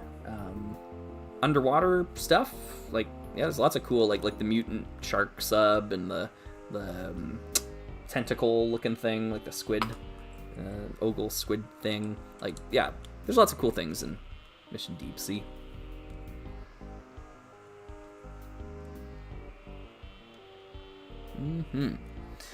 David Deere was saying, I stayed with my aunt and uncle for a couple of days, and I brought my RR collection. Nice. My cousins and I spent all morning building them, and we played hours of Rock Raiders Adventures. That's great. That's great. Training some new recruits to the Rock Raiders team. Good on ya. Thanks for doing that.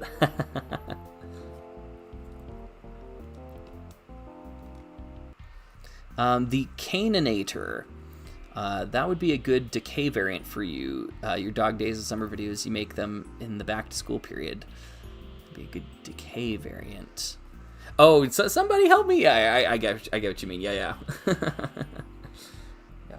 Sorry, took me a moment. Had to go back in time a little bit because I'm a little bit behind here. Gotta go back in time.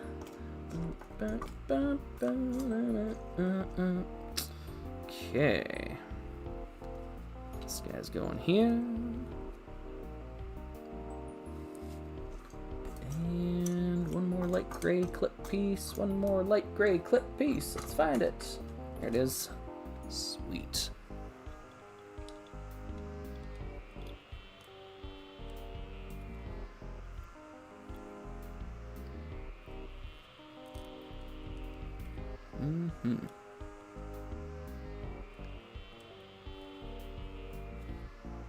Yeah. No, I agree with you, Brickstop there. The thing that really surprises me about Mission Deep Sea is like how quick the turnaround time was on it. Like, I, you know, what is this? 2002? I think it came out like the next year after the first wave of Alpha Team. Like, it's like crazy to me how fast they got this out the door. Yeah, and you know, it's quite good for being that quick of a turnaround time. Lego levers, gosh. Okay, there we go. Yeah, it's like close enough. There we are. So we got Dash hanging out in here. Okay. Oh, okay, they go there. Interesting. I was a little confused as to how they were supposed to connect.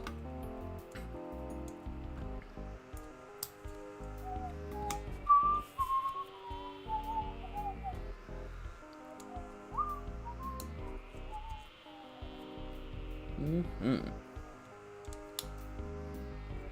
feel like I probably missed a bunch of questions earlier.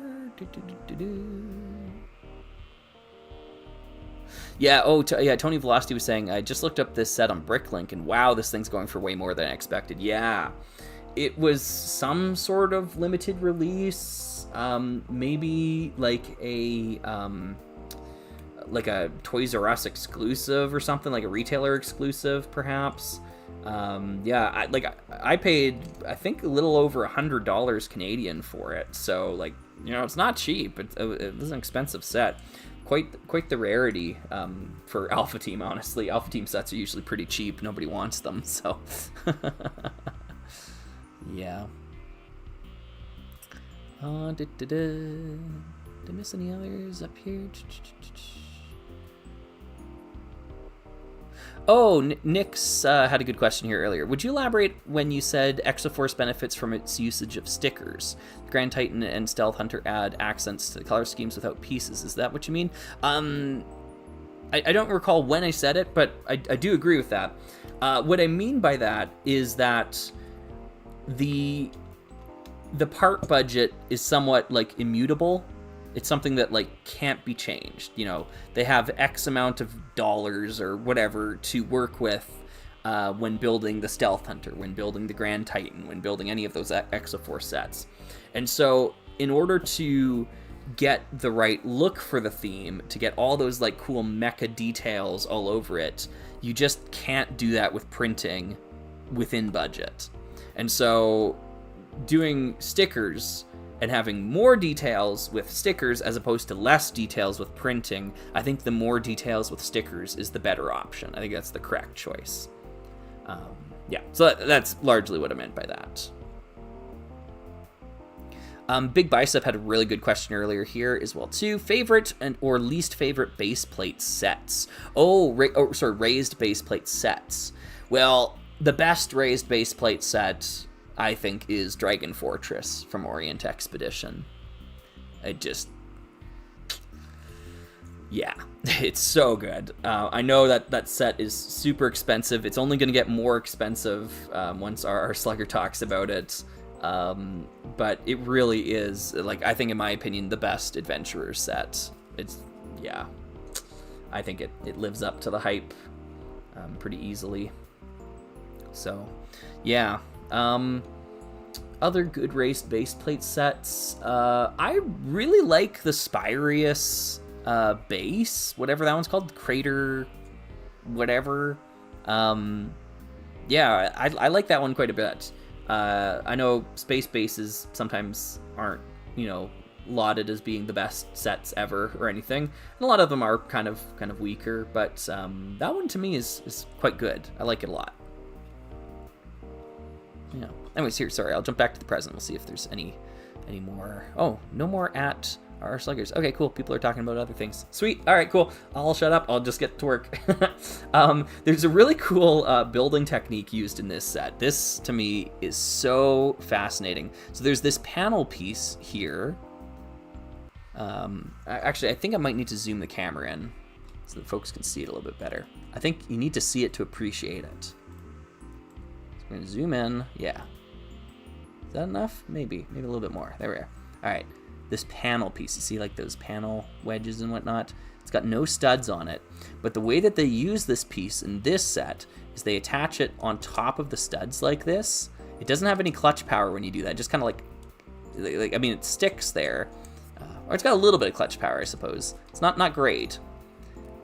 But you put it there, and then we build around it and over top of it as well. So we'll flip the page over, and then this locks it into place there. So now we have the opposite sticking out, like the opposite of the fingered hinge. Get the opposite side sticking out. Such a clever part usage. Yeah, this is the only time I've ever seen that done. So that the cockpit can hinge on this instead of having those ones to hinge on, because it's like this cockpit piece. So it doesn't have, like, the actual teeth to go in there. So you add the teeth with this piece instead. Yeah, really clever Clever part usage.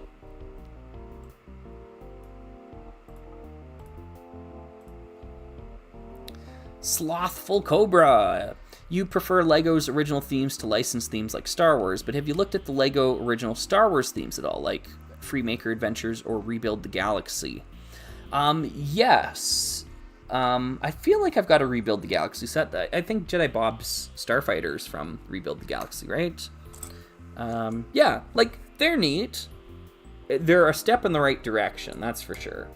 But, like, LEGO Star Wars used to be the home of alternate builds. It was the pinnacle of alternate builds for LEGO themes, which is crazy to think about nowadays, given what the theme is known for now. But yeah, like there was like no other theme that did alternate builds quite as inventive as LEGO Star Wars originally, which is, yes, like I said, just bizarre to think about these days. So I would like to see them kind of embrace that a little bit more again. But, oh well. There's a cool building technique here too. You know what, let's bring that camera in a little closer. Let's just keep it close. Maybe there. Yeah, that's a good... Split the difference a little bit. Yeah, so it's got like these lights sticking out and they just clip on like that, so you can open them up to get the figure out and then like close them, put them forward when it's time to put the cockpit down over top. I think that's a cool build technique.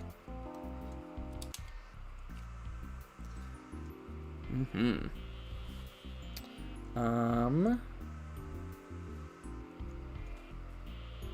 gonna do a couple of these things here. One there. I feel like this piece in dark gray is kind of rare. I don't see a lot of them out there in the wild. So I try to grab them whenever I see them. I don't even know what you call this type of piece. But yeah, old dark gray. It's kind of a rare color for it. Stick this to there.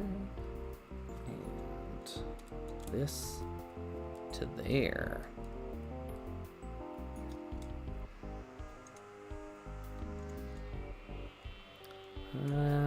Do I have any flippers? Oh, I do have flippers. Nice.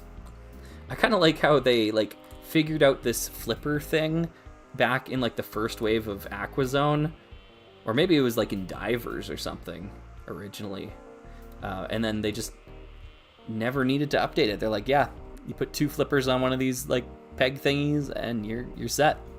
It's just, they just did that for like a decade or more. Here's a cool piece. I love this brick. This is from Jack Stone, this type of piece. It's kind of tough to see all the details here. Maybe I'll set it down. You can kind of see how it's like flat 1x4. It sticks out a little bit on either end, and then it's got some curvature to it. 2 studs in the middle. I think it's a super cool brick. It just adds some fun detail, and it helps you secure things as well too. Hey Zuko. Hi buddy. You can come up and say hello?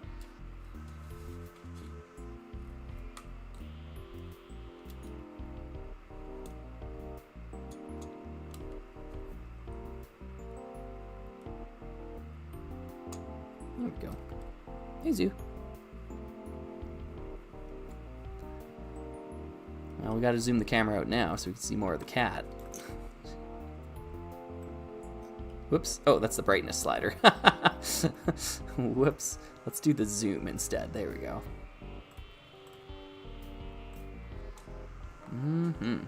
Oh, dear. Okay. Ah! Oh, Zuko. Aquazone predates Divers. Oh, wow. Cool. There's actually a town set that includes a diver using the Aquazone mask because that's all that existed at the time. That's so cool. I did not know that. Yeah, the attack of the giant void. Void kitty. Mom, mom, mom, mom, mom, mom, mom, mom.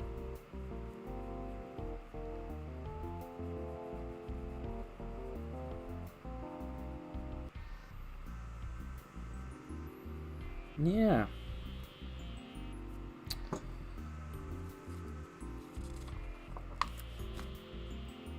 Alright, Zuko.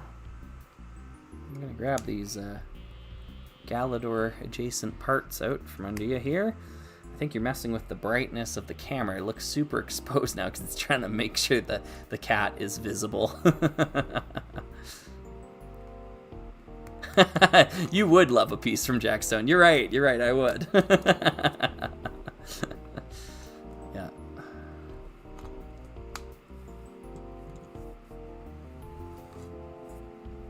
There we go. Okay, kitty. Let's move our face here. There we go. Doot. We're standing on top of the pieces, trying to grab the pieces from under the cat.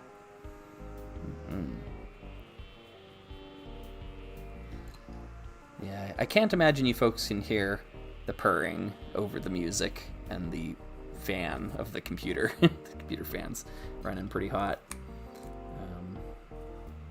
But there is a purring kitty here. Maybe we can try. Let's see what we can do here. So we'll mute the background music for a moment. Bring the microphone in close to the kitty.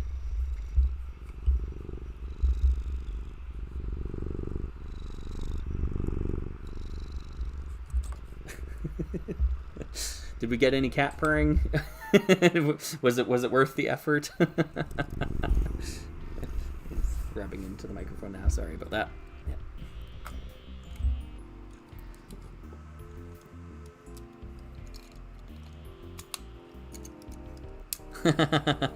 Oh, good. Great purring. Nice. Yeah, he's a really loud purr. I suppose. Kyle's my other cat. He doesn't really purr quite audibly like that. More like heavy breathing. But yeah, no, Zuko's got a good purr. He's also like a really easy purr as well too. Some cats you really gotta work with them a bit, but not Zuko. He'll be sitting near me, and like I'll be doing my own thing, and if I look over his direction, he'll just start purring because I'm like giving him attention, I suppose. Yeah.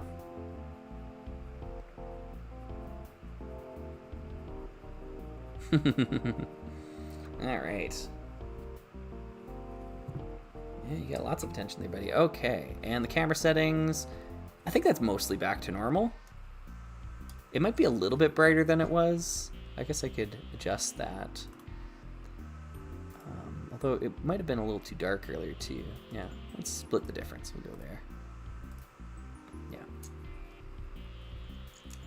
Okay, well, we are adding the arm pieces here, and now everything is covered in cat hair. Lovely, love that. We've got this. Hi, Zuko. Welcome back. Right. Excuse-moi. Let's see. Are you gonna sit there? Is that what's gonna happen? Okay, you can sit there. I need these pieces though. Can't have the Lego pieces. Okay, you can sit there.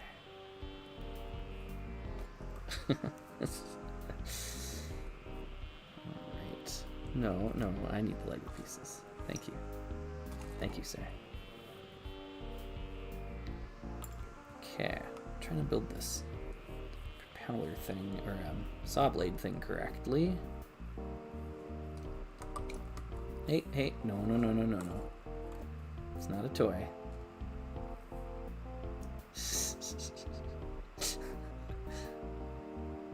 It's like you can see inside his brain. You can see what he is thinking about, you know?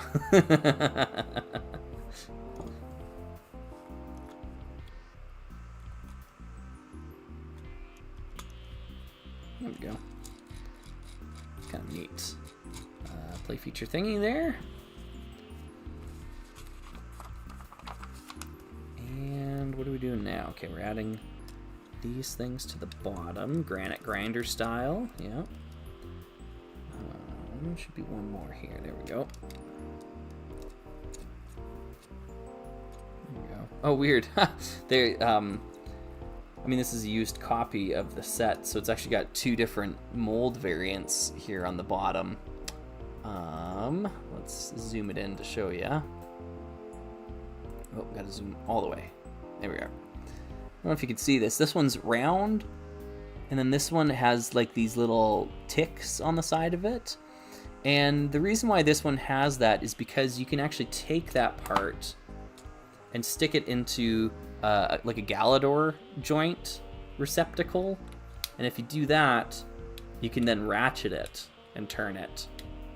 Really cool additional feature of this piece that you can't do with the old one. At least I don't think so. It doesn't have the ratchets, at least. So yeah, actually it doesn't even accept it all the way. So yeah, this is the older mold, and this is the newer one. So cool. Anyways, we'll just pop them both there. It doesn't really matter. That's an older variant of the mold.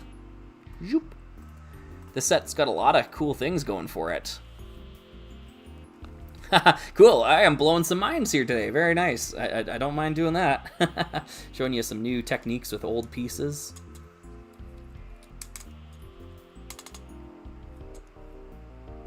The Canaanator is saying, "Can you tell Zuko I said pss, pss, pss, pss, pss, pss, please?" Looks like it worked. Yeah. All right, let's get this cockpit going. This one here, this one here, this one here, and we attach it like so. I think that, yeah, that made contact there. Oh. Is Dash sitting in the wrong spot? It feels like it's bumping his head here. Maybe he needs to lean back a bit. Yeah, there we go. Yeah, okay. So I guess Dash has to lean back. Lean back. Lean back. Lean back. There we go.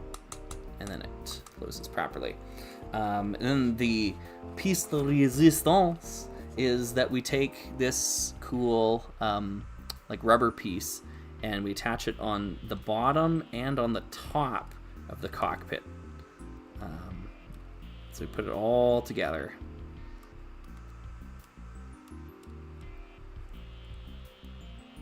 This to there, this to there.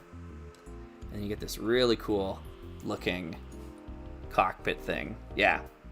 I kind of feel like this set is like very subtly clever. Like there's a lot of clever components in it that you just don't recognize from, you know, just looking at it when it's all put together.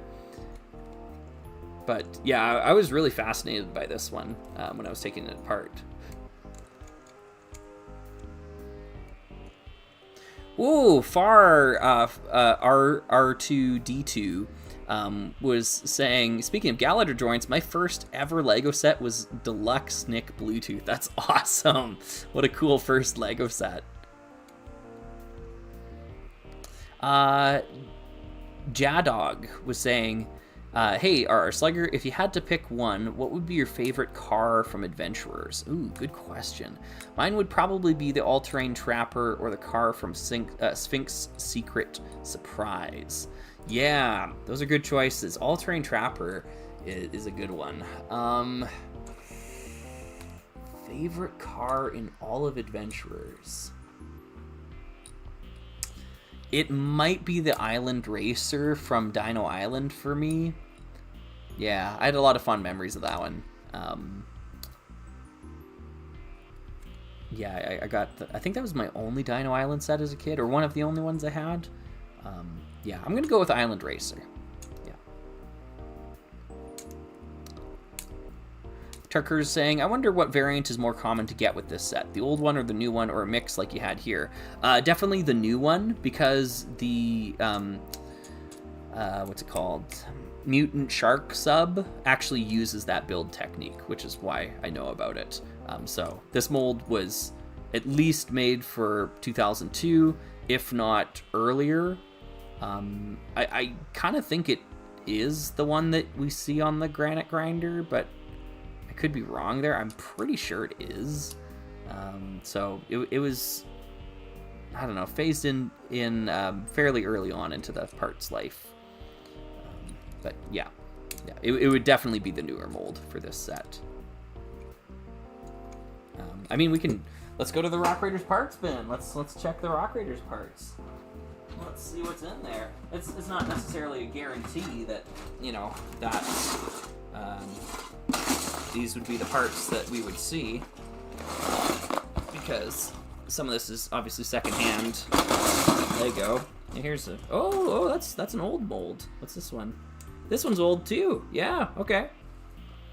Interesting.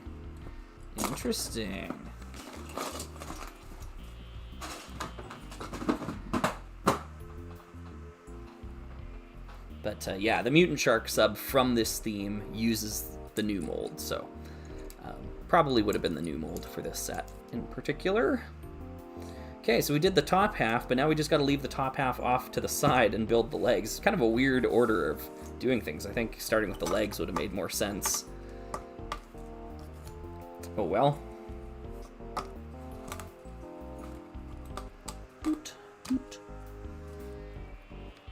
Slonk was saying, you building that Aquashark set has made me decide to buy it on eBay. It looks awesome. Yeah, I mean, it's kind of expensive, but I don't know. I think it's pretty cool.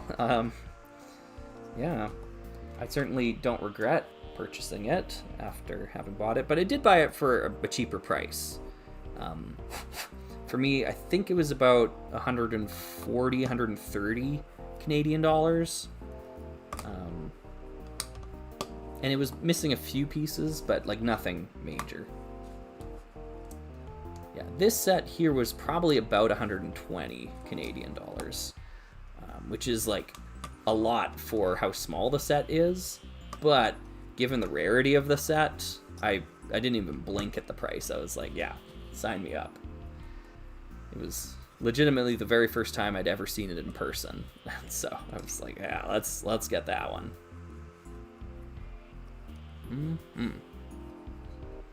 Lorem was asking, would you ever attempt a freestyle build stream?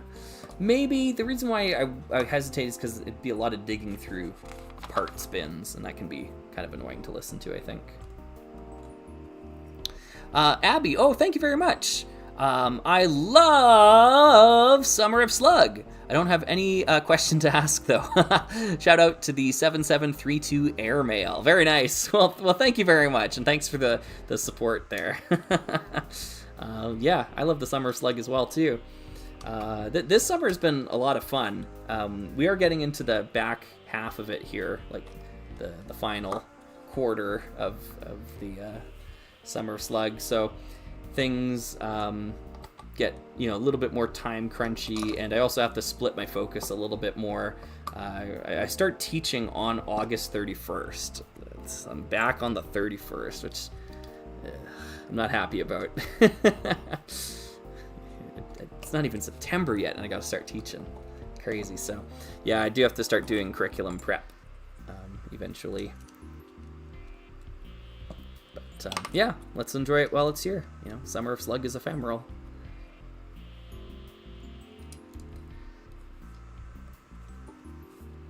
There we go.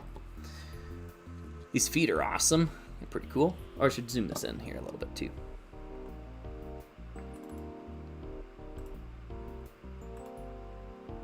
Zoom. There we are. Let's do that so people can see them a little bit better.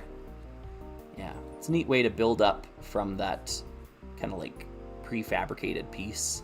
I think that piece was only used in Alpha Team, like the mold. Yeah, but these feet are cool. I like these grill tiles on the back. These grills became like really popular after the color purge, like after the color change, but these ones are in old light gray with old like light gray and dark gray printing on them, so they're a little bit more rare.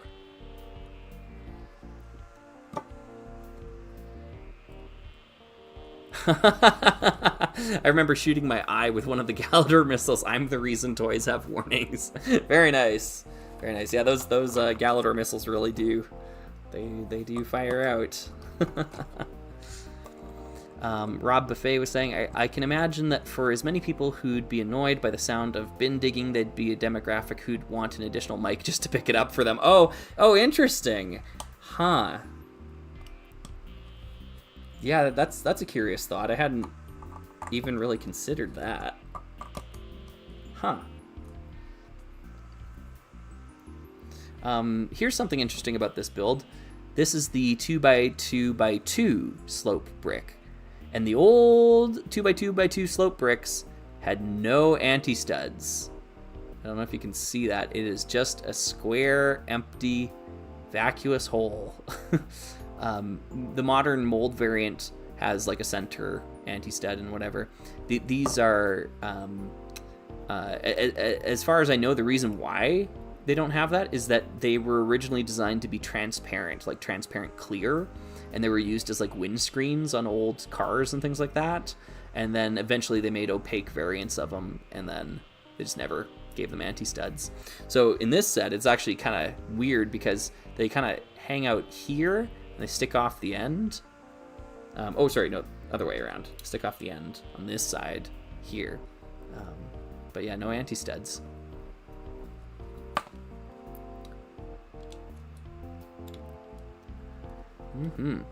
Siljeff was asking, hey, Slugger, as a kid, did you treat building a set as part of your playing with it, or did you treat building it as a means to get you to playing with it? No, it was part of the process for me. I would always build a set with the instructions first, play with it a little bit like that, and then eventually take the set apart and use it for pieces. That was my process. And then build other things with the pieces in it. There are very, very, very few Lego sets that didn't eventually get taken apart for pieces. So yeah, I wasn't really interested in building things by the instructions, I guess. Like, you know, you build it once or twice to really get the vibe of like how it goes together and, you know, what they were intending the play pattern to be, and then you just make your own thing.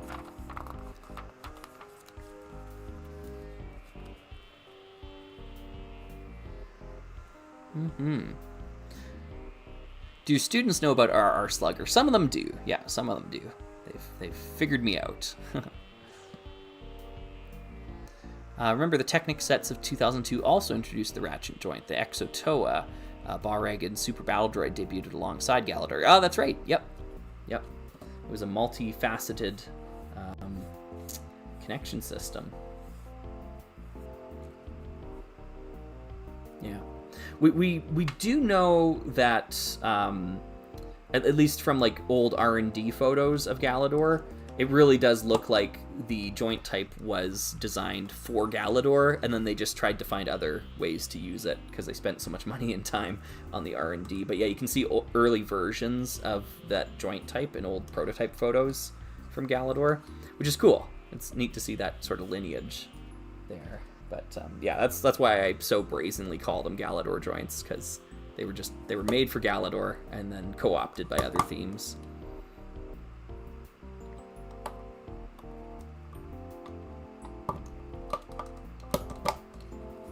There we go. Got the swivel.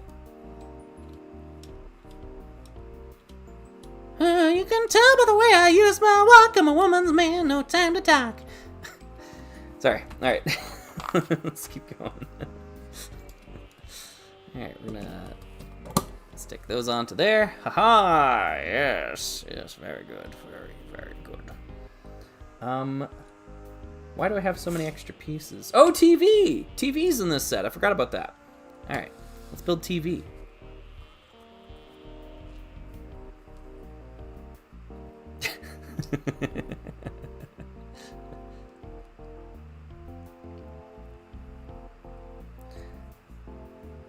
Yeah, for not going anywhere as a theme, that R&D paid dividends. It really did. Like, yeah, Galador invented Lego's best joint type. And we still use it today. Which I think is super cool.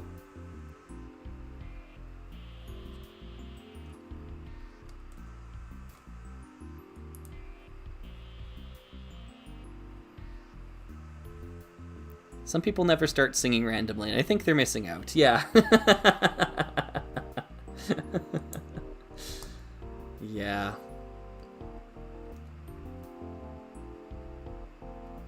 Everything reminds me of a song.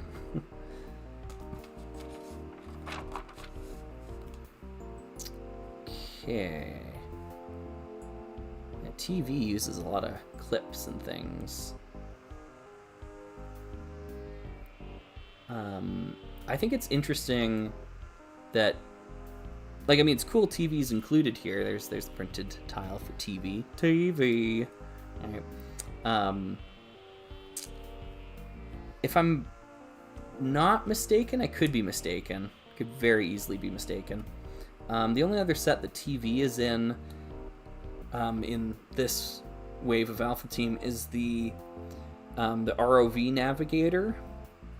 Or Navigator and ROV, whatever that set's called. Oops. Oh, there's the 1x6 I was missing. And then I have no idea where this thing came from.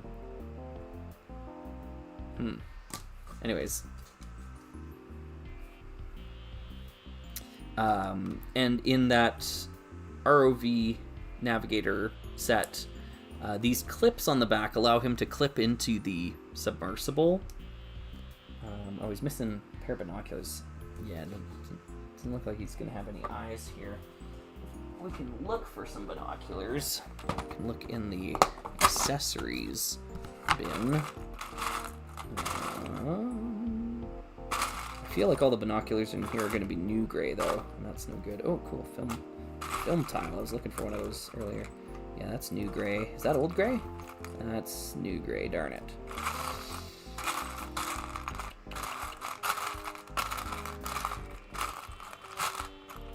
Let's do some excavating here. Let's see what we can find.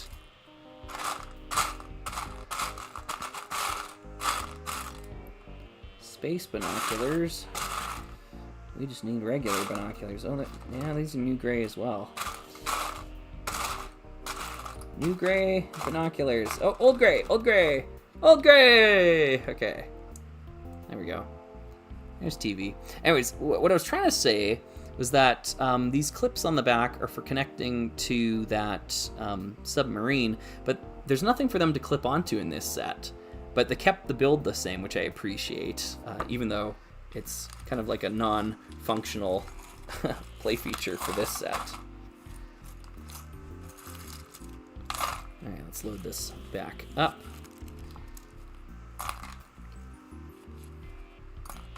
Where's that extra mic? Yeah. All right. Close that up. Got a little bit of a puzzle here.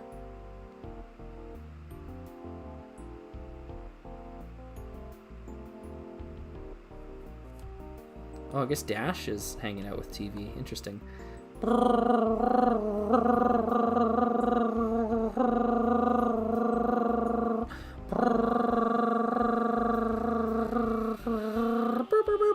Yeah. So, NE05 is your secret access code. Write it down, everybody. NE05. Alternate build! Yeah. Pretty cool looking alternate build, honestly. It's got some questionable connection points here for the propellers on the back, but I do appreciate that we're able to turn it into a submarine, so that's pretty neat. Yeah. All right, let's zoom out here. We're going to look at the set in its full glory. Now that we got all the pieces together. Well, it's interesting. It doesn't include a like a skeleton orb or whatever those orbs are called. Usually you'd have one of those hanging out on the seaweed here. It'd give you something to use the grabby arm for. Yeah. Okay, cool. Anyways, this is the Alpha Team Aquatic Mech. I think this thing is cool as heck. It's got great building techniques found throughout. And the final product is really interesting. I think it's a cool,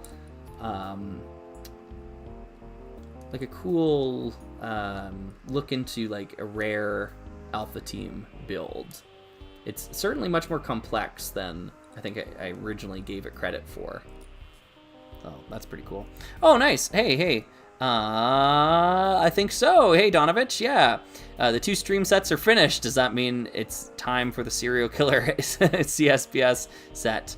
Also, I recently got my hands on a really cool pre-2004 Star Wars minifigure, the original Count Dooku. Yeah. I had that figure, too, growing up. I kind of lost it, though.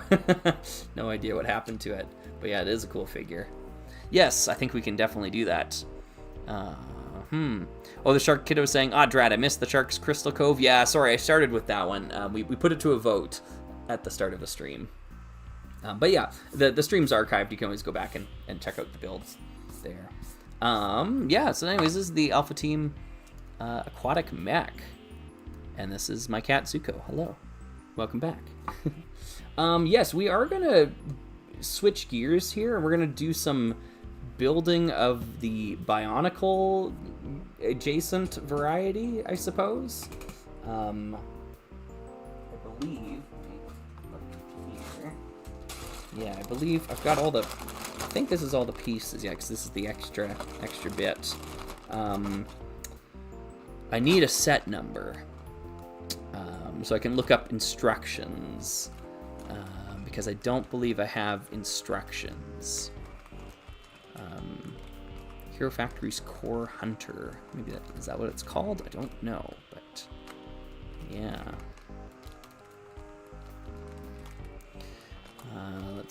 The real Skriegel was asking, what are some places to find neoclassic builds on the internet? Someone, gosh, there was a build, I can't remember the name. Someone was mentioning another Lego channel in the chat earlier that kind of fits that bill. That aren't Instagram. Ooh, that makes it a little bit tougher. A lot of Lego builders put their stuff on Instagram. So, yeah. Set number is 6222. Awesome. Okay. Well, here's what we're gonna do then. I am gonna need to grab my iPad so we can do some build instructions there. Oh, I'm gonna write down the name of this thing. Let's see here. 6222. So I don't forget.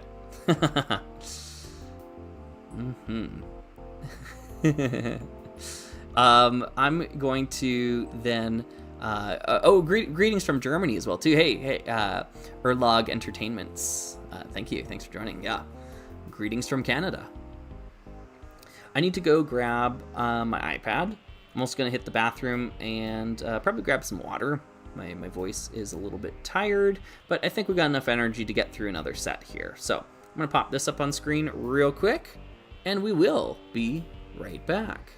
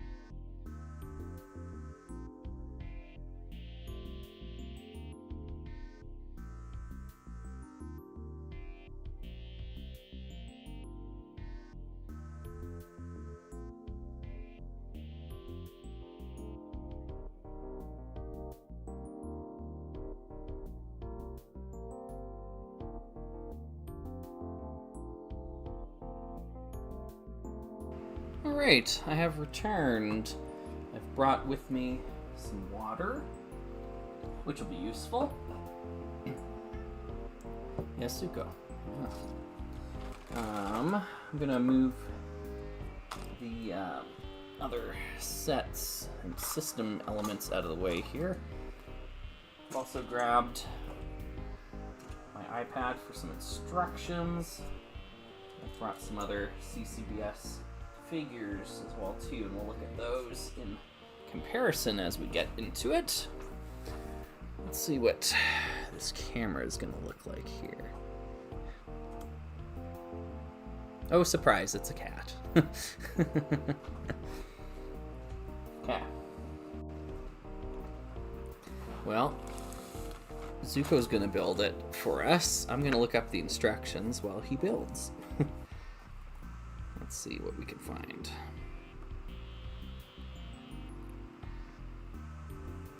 Lego 6222 instructions.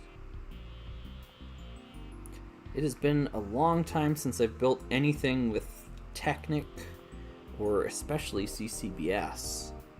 So I'll be pretty out of practice here, I think. Oh, this set looks cool. Wow, okay.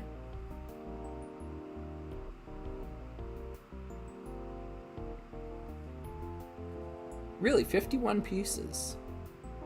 That seems low compared to what I see here, but... Huh. Alright. Let's see here. Ugh, Lego's scan is really rough. Okay, well, I will try my best with this. I'm going to try to keep the instructions off screen. Yeah, we'll just kind of keep them over here, I guess. Let's get all these bits and bobs out. And then there's like an upgrade pack over here for some new hands or forearms or something. Yeah, I will have to defer to Donovich's advice on that. Guess we'll keep that separate here. Let's spread these out a bit. I already know Zuko is going to make a mess of this, but we will try our best to work around that. Feline interference. Okay. Let's see. This piece. And...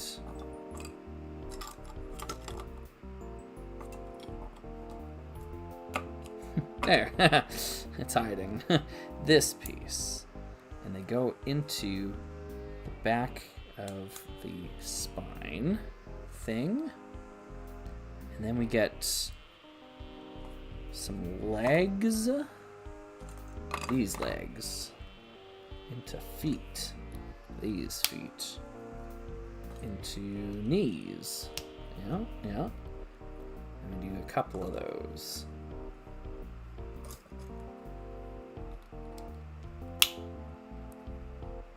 This one here.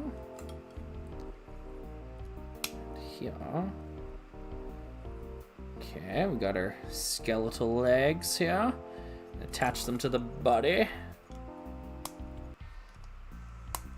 So far, so good. Things are making sense. Now we got to add some shells and armor. Cool, alright. So, black shells go here and they point upwards. Red shells are bigger. They also point upwards, I think. Because then these armor pieces are going to stick on like this. Yeah, there we go. That's cool. That's a good look. Yep, there it is. Right in front of me.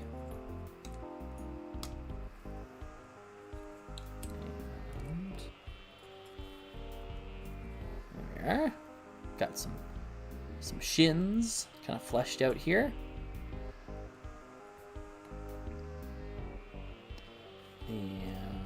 going this way.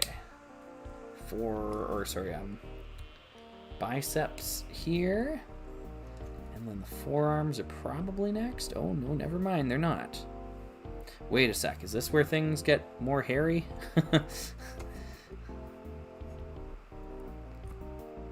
guess I will find out.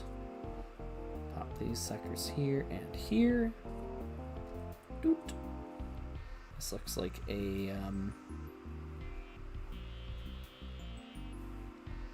Zammer sphere launcher is kind of what it looks like to me, but it doesn't seem like it's going to be that.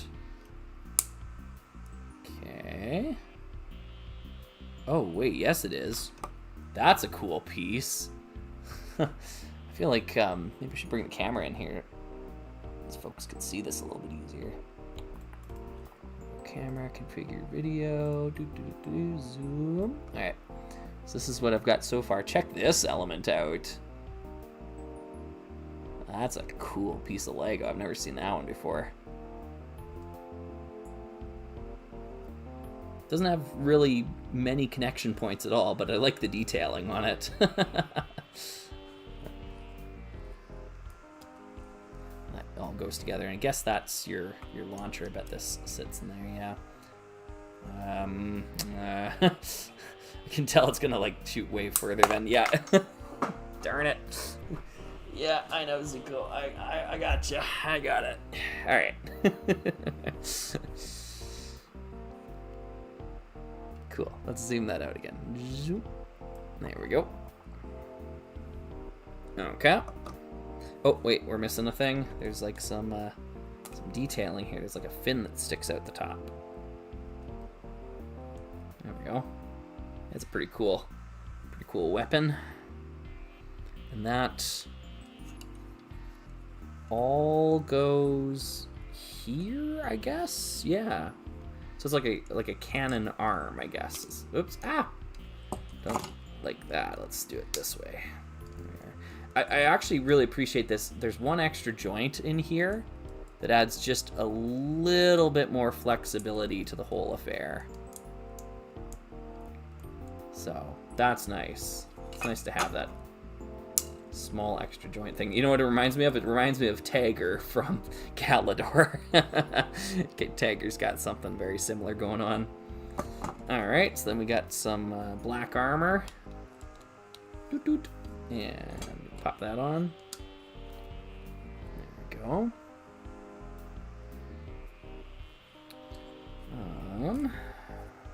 On to the next hand.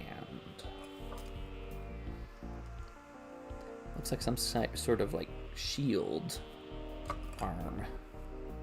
Kind of neat element there. Yeah, why would he not have a cannon arm? Yeah, fair point. And then these go this way and this way. Ooh, and big claw things. Yeah, those are cool too. They're like I think this is like gunmetal. Is the color name? It looks awesome. I wish Lego made more pieces in it. And we get another expansion there. We flip this one over. We get another fin on it. There we go. Oops.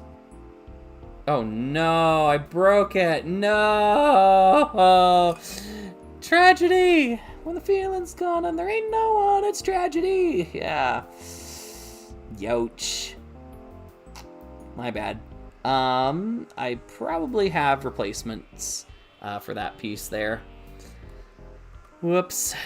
R.I.P. I don't know why I thought those could snap together. I didn't think I pinched it that hard, but, you know, it's old pieces. Yep. RIP. Let us find a replacement for that. To the Bionicle drawer.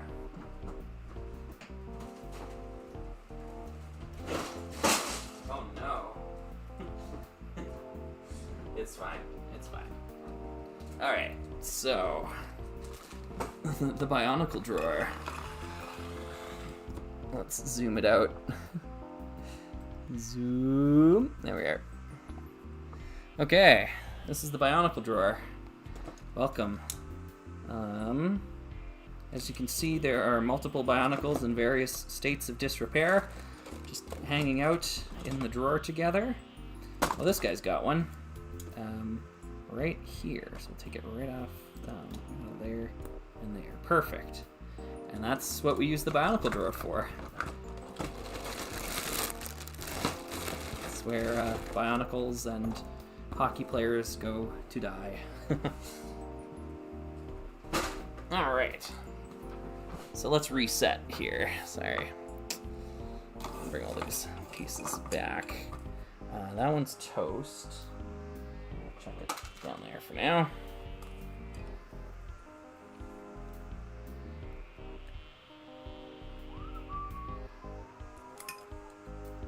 And there we go. Yeah, we salute the Nui Rama. Thank you for your service. Yep. A tragedy has occurred in Lego City. Hey! Let's see here. Nix was saying, for whatever reason, Bricklink doesn't distinguish metallic dark gray from the modern shade of titanium. I'm not familiar with either, but that's interesting, yeah. I didn't know that old 2x2x2x2 slopes were used as windscreens. I did know that they didn't have anti-studs, though, because of that, as we used from Fright Night's Will of the Witch. Yeah, I think they're, like, from, like, pre-minifigure sets is when they were used as windscreens. Like, you know, the sets that you'd get in, like, the early 70s, I think, used them. But, yeah. Oh yeah, no worries, Donovich. That's okay. I'm the one who broke it, so my apologies. Yeah. Let's see here. So then this attaches along here. There we go. Nice. And good flexibility, good posability so far. It's a shame that those claws don't come together. You know, like you really feel like that would be the intended play feature there. Oh, Zoot, let's not do that. No. Thank you. Okay. So now we got the face. Let's go here. And then... Wow. Yeah, that's hardcore. It's like the mask, and the eyes glow because I mean, you can't really see from here, but like the light piping goes into them, so you get like kind of the transparent orange, neon orange perhaps, kind of glow to those eyes. That's pretty cool. Matt Chu is asking, did I miss the Alpha Team build? Yeah, sorry. We did the two builds from the thumbnail already, so now we're just kind of expanding outwards from there. The stream will be archived though, and you can always rewind it, even I think as it's going live. Yeah. Feels like things have gotten dark again here. I wonder if I can just bring the brightness up. Is that, maybe a little. It's probably because Zuko's blocking the lamp. That's honestly what's happening here. There it is. We've got the Core Hunter head, and I think that just pops on here. Yeah. So they can... Don't know if I love the way that the neck is built with this guy. I guess he's supposed to like lean forward like that, but he looks really weird if you have him up like that. Kind of just feel like this onto that peg would probably look a lot better. Well, let's try that. Let's see what that looks like. Or to just stick this on there. Yeah, I don't know. I don't know, man. I think that's the better look, but yeah. We'll go with the official build for now. There we go.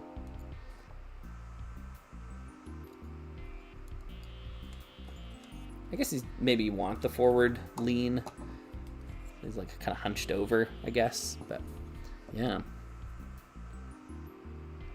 Oh, the neck is like that because of the back armor. Oh, okay. I guess I'm not done yet. Oh, yeah. All right, so I need this from Zuko.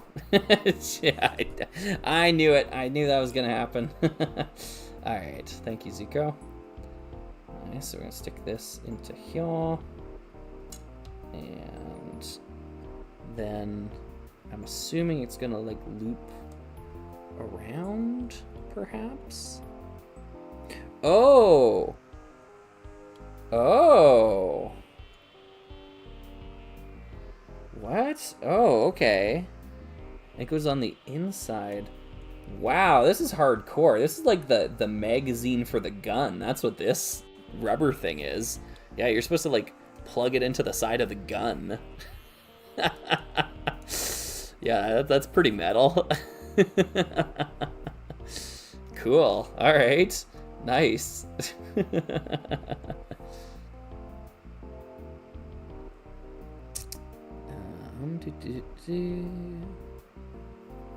Yeah, there's a lot of back armor.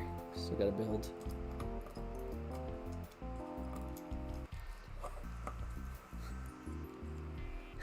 Pizza time! Nice. Catch you later, Frank and Zana. Thanks for hanging out.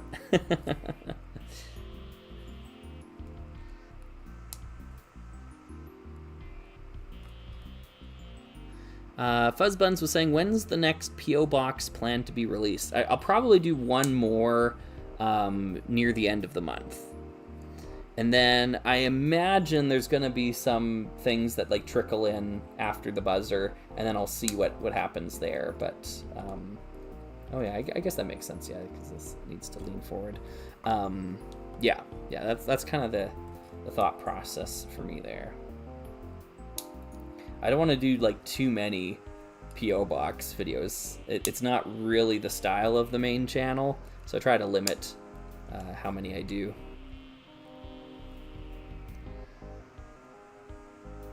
Yeah, so far so good. I think I've got that correct. And then, wait, what? Did I do this wrong?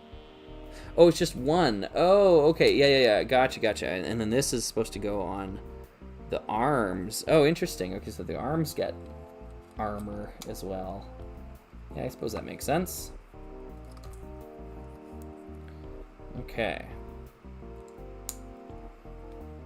And this one here to here, and on to here. Yes. Yeah. Okay. Yeah. That's looking awesome. I like all the spikes sticking up. That's cool. Let's zoom out the camera here so we can appreciate this guy just a little bit more. And zoom out. And about there, maybe? Zuko's kind of blocking the light, but yeah, you can really get a sense of all the intricacies of the armor. That's a nice feature to have, all these spikes sticking up. And you get the spikes on the weapons too, which is also pretty cool. I feel like I'm doing something wrong with this gun here. Yeah, I feel like it's probably supposed to be pointed up or outwards a little bit more. That's maybe a bit more correct. And then big claw thing. The claws don't come together. Don't try to make them come together.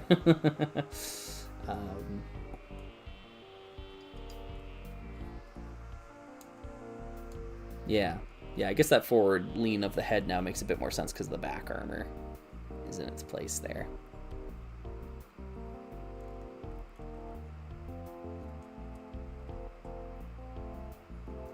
Yeah, neat. Okay, this is cool.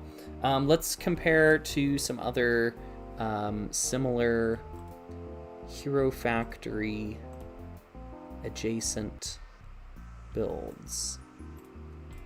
Zoom out just a little bit here. So there's this guy, and I grabbed a Bionicle to compare to. So we have a Bionicle, kind of give you the size difference there. This one's got those same sort of claw pieces, but on the feet. Lots of bone stuff going on.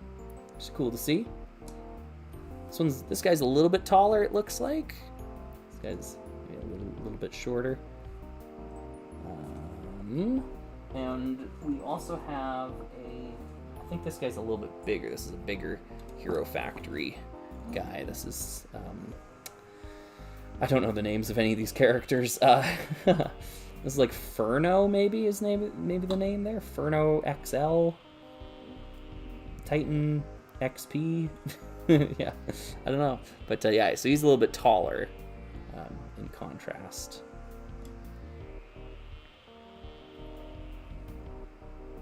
Yeah, so that's pretty cool.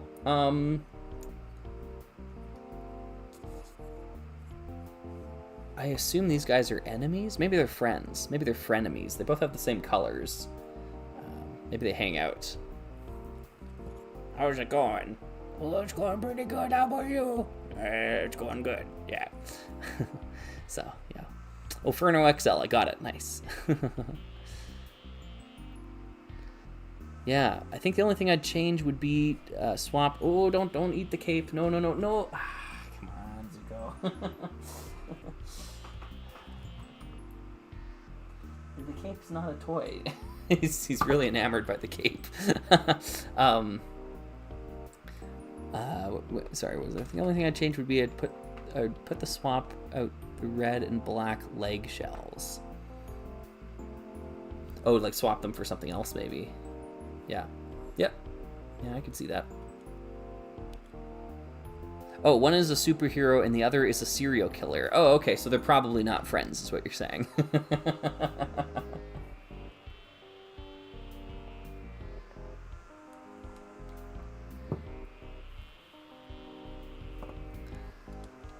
Yeah. Hey, Zuko, welcome back. Okay, we're gonna move the cape guy. Ah, man. Where can I put him where Zuko can't reach him? I'm really surprised he's like so into the cape. Alright, put him up there. There we go. Nice. Okay. So Donovich is saying for the forearm upgrade, replace the short limb pieces with the long ones. The hand pieces fit into the blaster, and the ammo belt plugs into the extra forearm armor shell. Okay. For the forearm upgrade, replace the short limb pieces with the long ones. I'm going to start with that step.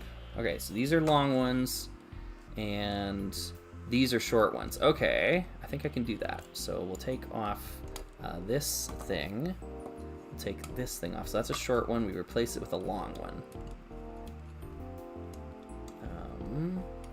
It's tough to gain purchase on where I need to apply pressure. Ah, there we are. Good. Looks like there's extra forearm armor, so we're going to do that as well. Probably pointing this way. And then, the hand is for the blaster arm. Gotcha. Okay, this arm goes like that, so you get a little bit longer forearm, more armor. Yeah, I like that. That's cool. And then this arm, yeah, this one will probably benefit a lot, honestly. So we're gonna build the blaster around the hand, as I understand it. I think I have that correct. So both of these pieces come off. I'm gonna take these guys out. Wow, total blowout for the the exposure here. Sorry about that. I don't know what's going on. Let's bring the brightness down on that metric there. I don't know if that's gonna help much. Hopefully that's a little bit better. Yeah. Long forearm piece here. And forearm armor pointing up. Hand piece here. And then if I remember how to build all the hand stuff, it's gonna go here and here. Bottom piece down at the bottom. Gun piece clips in up and over top like that. And then we lose the connection point here, but now the magazine or the whatever hose thingy can attach into the forearm armor like that. And then you have a much longer arm. Yeah, it's probably like more correctly proportionate now. And you get the nice hand detail there, which is cool too. Yeah, and we got these as leftover pieces. We can stick our Sammer sphere back in there. And yeah, actually, you know what? That is honestly a pretty substantial upgrade. Because now the arms have so much more presence. They actually match like the legs, like the length of the legs proportionately a little bit better too. Yeah, I feel like this figure is a lot more threatening with that. Yeah, then the bandolier won't connect to the gun. Yeah, I guess you're right. It's not connecting into the gun. Yeah, because it's kind of connecting to the side of it. I mean, you could leave the hand piece out, you know, and just keep this piece as kind of like a happy medium between the two. Let's see what that looks like here. So take the hand off, swap it for this guy here, and then these two just slot back in as they were. There we go. And then the big ammo belts. Can it reach? Because the arm's a little bit longer now. Yeah. Yeah, I mean, like, that also looks good, because then it's going into the gun rather than into the arm piece. So, yeah, that's definitely an option. I kind of actually liked it, I think, when it went on the inside a little bit better. Maybe not. I don't know. I'm kind of undecided. Pop it through here.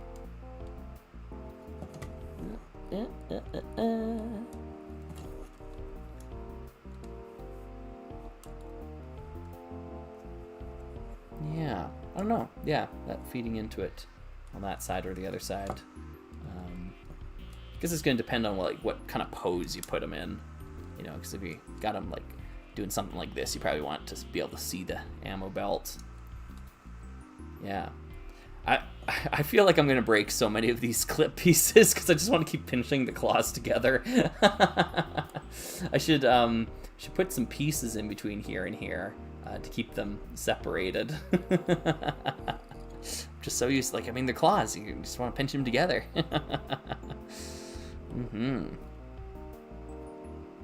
Let's see here. Donovich is saying for some more info on the Core Hunter, he is a former hero turned villain. He's a serial killer because he has a thing for ripping out the hero's heart core, which is how he got his name. Wow, that is hardcore. He's like taking the whole thing like way more seriously than anyone else is. I saw the new Spider-Man movie recently, and like the Punisher is one of the characters in the film, and it's just like, you know, they play it for comic relief, but it's hilarious to see, like, you know, the Punisher, like, who just like, he's like such an anti like superhero, and he just like carries a gun, you know, like, I'm just gonna shoot people. Like, and everyone else is playing like, oh, I got my web shooters and all that sort of stuff. It's kind of fun. So this guy's the Punisher of Hero Factory by the sounds of it. Yeah.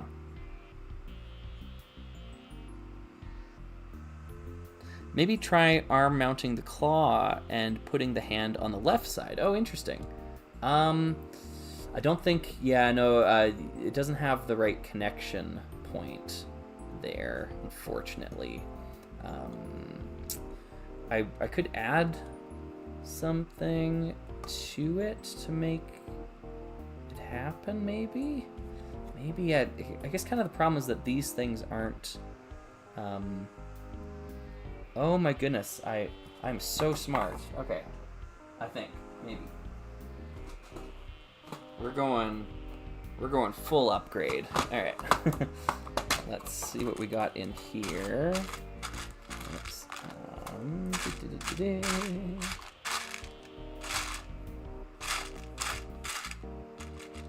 There's one.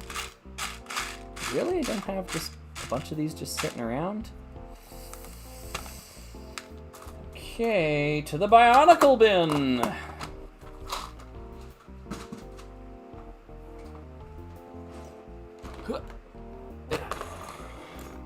Alright. Yeah, there's one.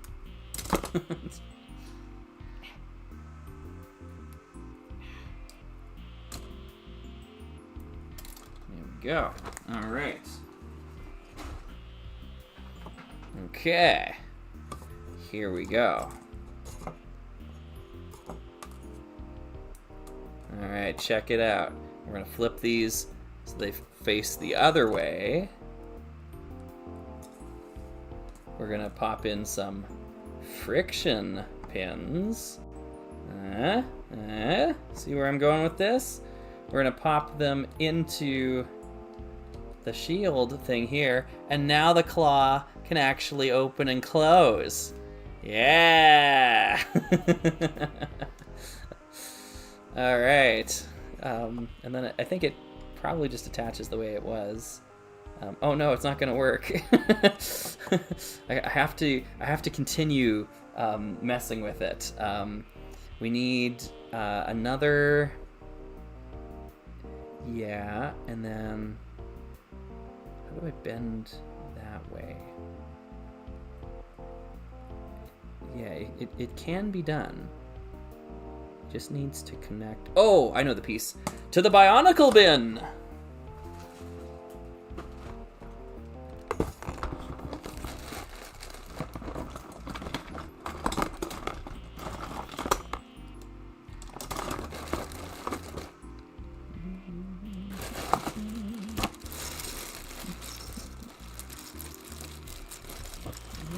Might be in here.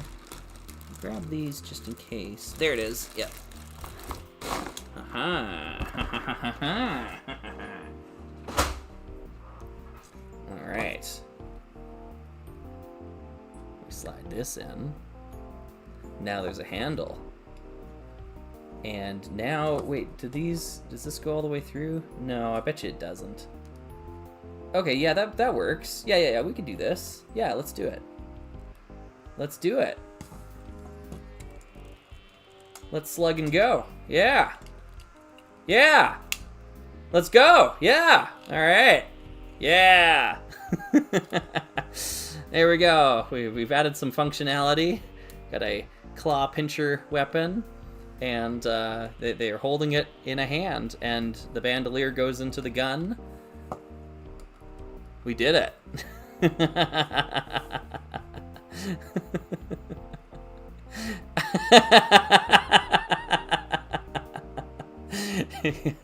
Jasmine saying, I feel sorry for your girlfriend. Yeah,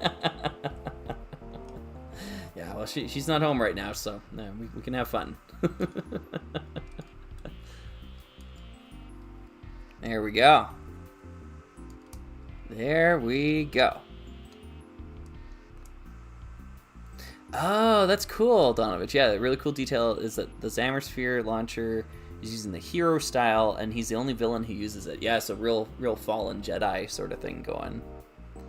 Yeah.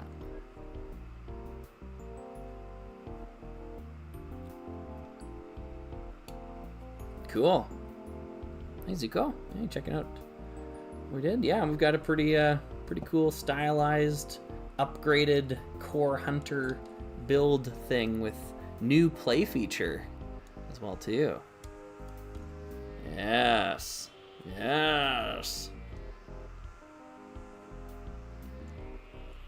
Very nice. Well, thank you very much, Donovich. This was sent in the previous PO box video. But yeah, this guy's cool. It's got some cool features now. Yeah, cool. I don't have to worry about breaking another piece.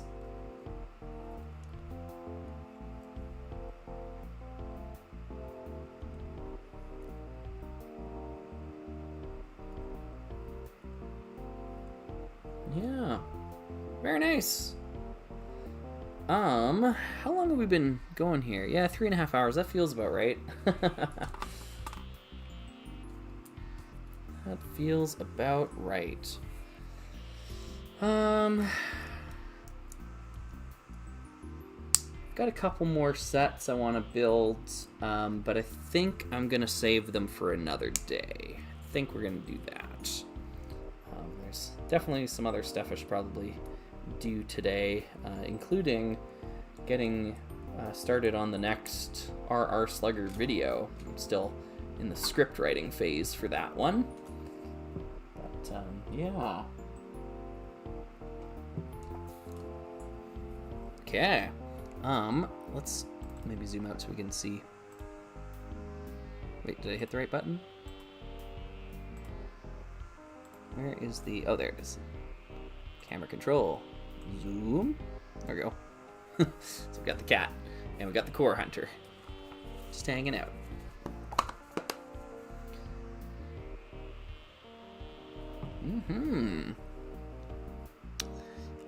People was saying, do you have any VHS or Betamax tapes? I can see one. Let's see if I can grab it. It's somewhat topical.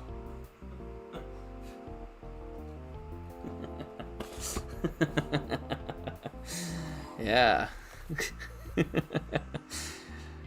This is my childhood copy of Bionicle the movie on VHS. It's got the cool like blue thing. Yeah, approximately 74 minutes. 74 minutes too long. No, it's a fun little film. I haven't seen it in 25 years. So,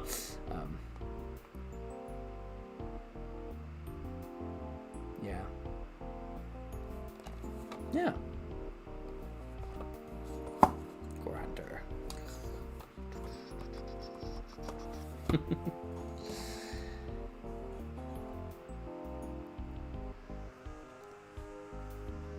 Yeah. Yeah. I think that's where I want to leave it here today, folks. Thanks so much for hanging out. Oops. I did something wrong. All right, there we go. Thanks so much for hanging out with me here today. It is a Friday, I think. Yeah, it is a Friday.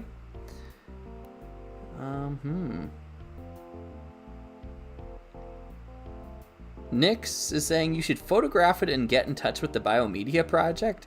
It can't be that rare. Like, I mean, this is a popular, like, I don't know, like, there's no way this is a rare find.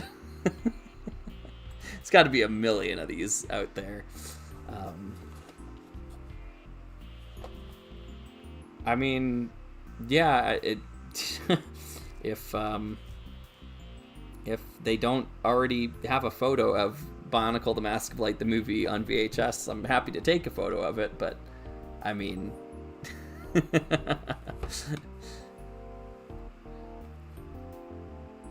Yeah.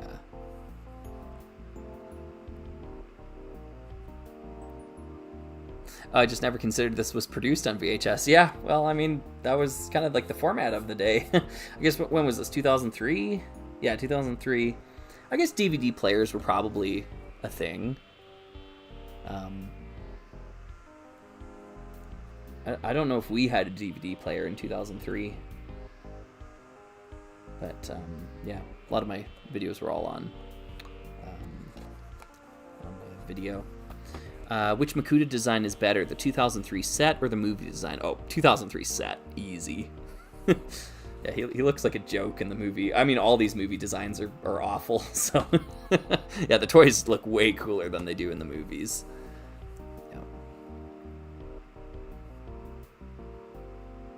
Yeah, a late release on VHS. Yeah, that's fair. Yeah.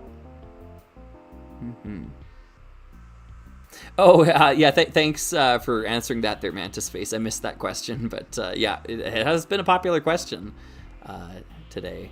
Yeah.